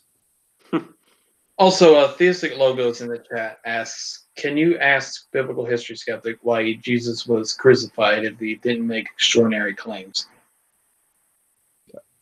I mean, I can ask that. I can answer that easily. He claimed to be the Messiah. I was going to say the Romans, they had strict rules against like that kind of stuff, I believe. Or you can take the Muslim answer and say that he broke the Sabbath, and the Jews wanted to get him for that. Well, I mean, yeah,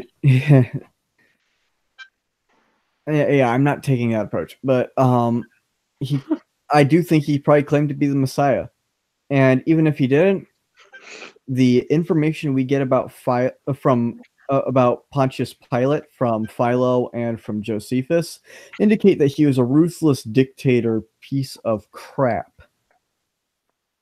So I really wouldn't put it past him just to crucify a guy because he felt like it either. Yeah, I was going to say. So, I mean, this is the same guy that tried forcing people to work he brought in Roman religious idols into the holy city and into the temple and caused mass uproars over that. He actually was prepared to massacre numerous people, and also did kill a lot of people as well. Well, I mean, but hey, wait, don't you know that he actually took up for the Jews and let them, choose between, what's his face? Barabbas and Jesus. You know what I think happened, that there may have been a zealot bandit leader named Yeshua, but the gospel writer put a theological spin on it as to make the innocent son of the father be handed for the punishment, and the guilty son of the father be set free. That's one way of going about it. Yeah. Yeah, been out there. Again, I think it's just simpler to be like, dude got a big following. Dude got himself killed because he had a following. Yeah, the Romans had no toleration for those kind of big groups that could possibly go against the empire. Yeah, especially not in Palestine, which was not exactly known for its peaceful attitude. I was going to say you had like several Jewish revolts there. Yeah. They were Yeah, all brutally put down. Roman reference to them is like, fucking Jews are rebelling again. Damn. Yeah. Well, I mean, you know Well, how Jesus wasn't a Jew? Because he asked people to give up their money. Oh my God, Brass.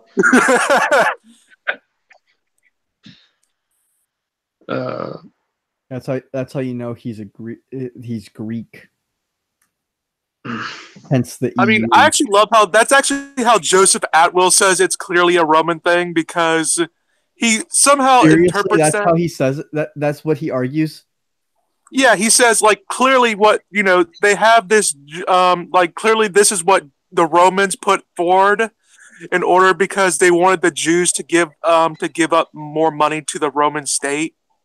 So they made up this like sort of like this. Yeah, I know. Joseph Atwill is basically playing on like anti-Semitic tropes. Okay, here's the funny thing about all this is that if you were going to invent a Messiah for the Jews to follow, you don't invent a Messiah that dies. Yeah. Oh, okay. What do you say for a Messiah that was invented for the Gentiles? Yeah, I mean, and here's the thing: it's like if you were going to invent a Messiah,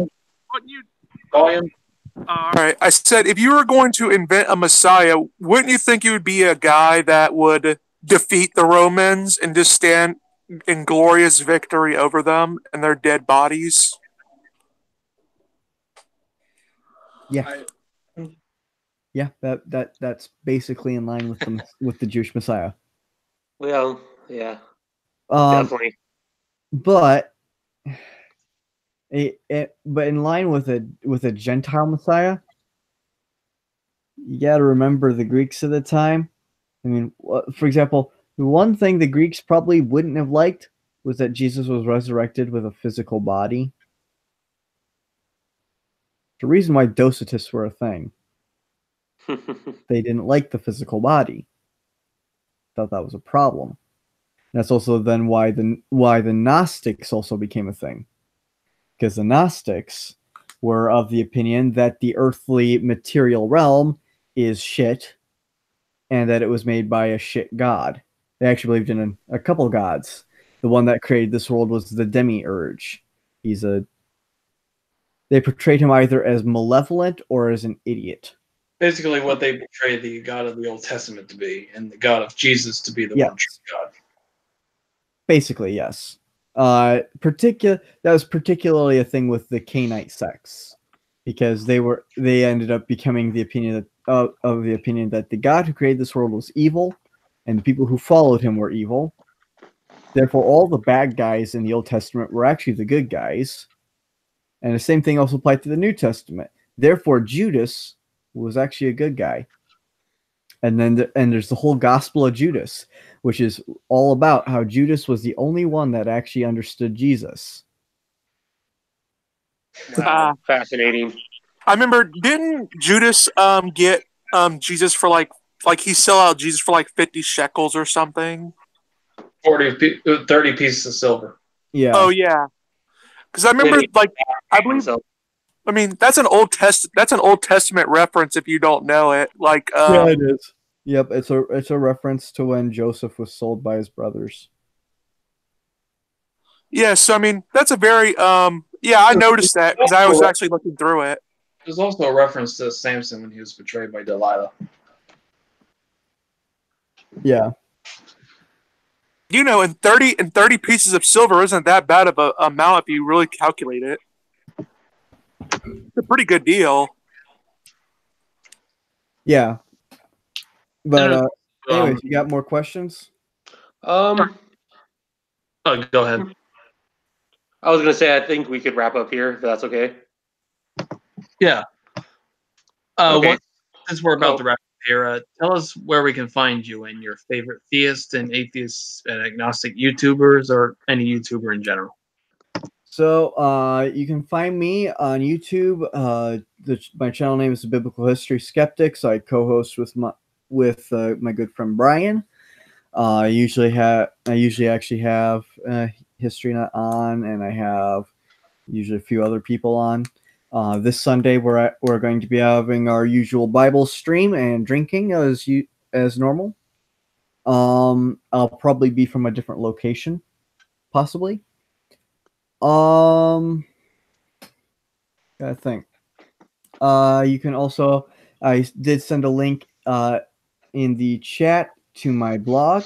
You can contact me on there. Probably the best way to actually contact me on the blog, by the way, is going to be either using the forum. Probably just using the forum, honestly. And let me think. Twitter. You can hit me up on Twitter at the Biblical History Skeptic. And yeah, that's gonna be where those will be where you can hit me. But anyways, my other favorite YouTubers, definitely check out Digital Hammurabi. They deserve all your support. Please go support them on Patreon. They are creating a grant to fund graduate students who if any of you are graduate students, you definitely know how much they need money in order to get their research done for their dissertation and for their class. Oh, I know. Yeah. So, definitely go over there and help them. I'm on their Patreon. Steve McRae and Non Sequitur Show. They hate our guts. That's too bad for you. But let's just say we have, particularly HistoryNet and Mr. Brass, they have a love-hate relationship with Steve and Kyle over there. Yeah. It is what it is. Yeah, it is. I understand that. I've got one with Godless Engineer. But yeah, aside from also yeah, Esoteric Jellyfish, he's great, good friend of mine as well. Modern Day Debate, please go over there. James is absolutely wonderful. Please go check him out. And also Inspiring Philosophy. I almost never agree with him, but he's still really good. He's really smart. He's really well read. Check him out. Yeah. And also for those that are interested, also do check out the Bible what is it? Bible Project. Michael Heiser's Naked Bible. Yeah, the Naked Bible podcast. I also don't agree with Heiser all that much, but I think it's also greatly important for you to listen to and entertain contradictory views to your own. Very true that. Okay, this has been the first HistoryNet podcast, and see you whenever. I was going to say.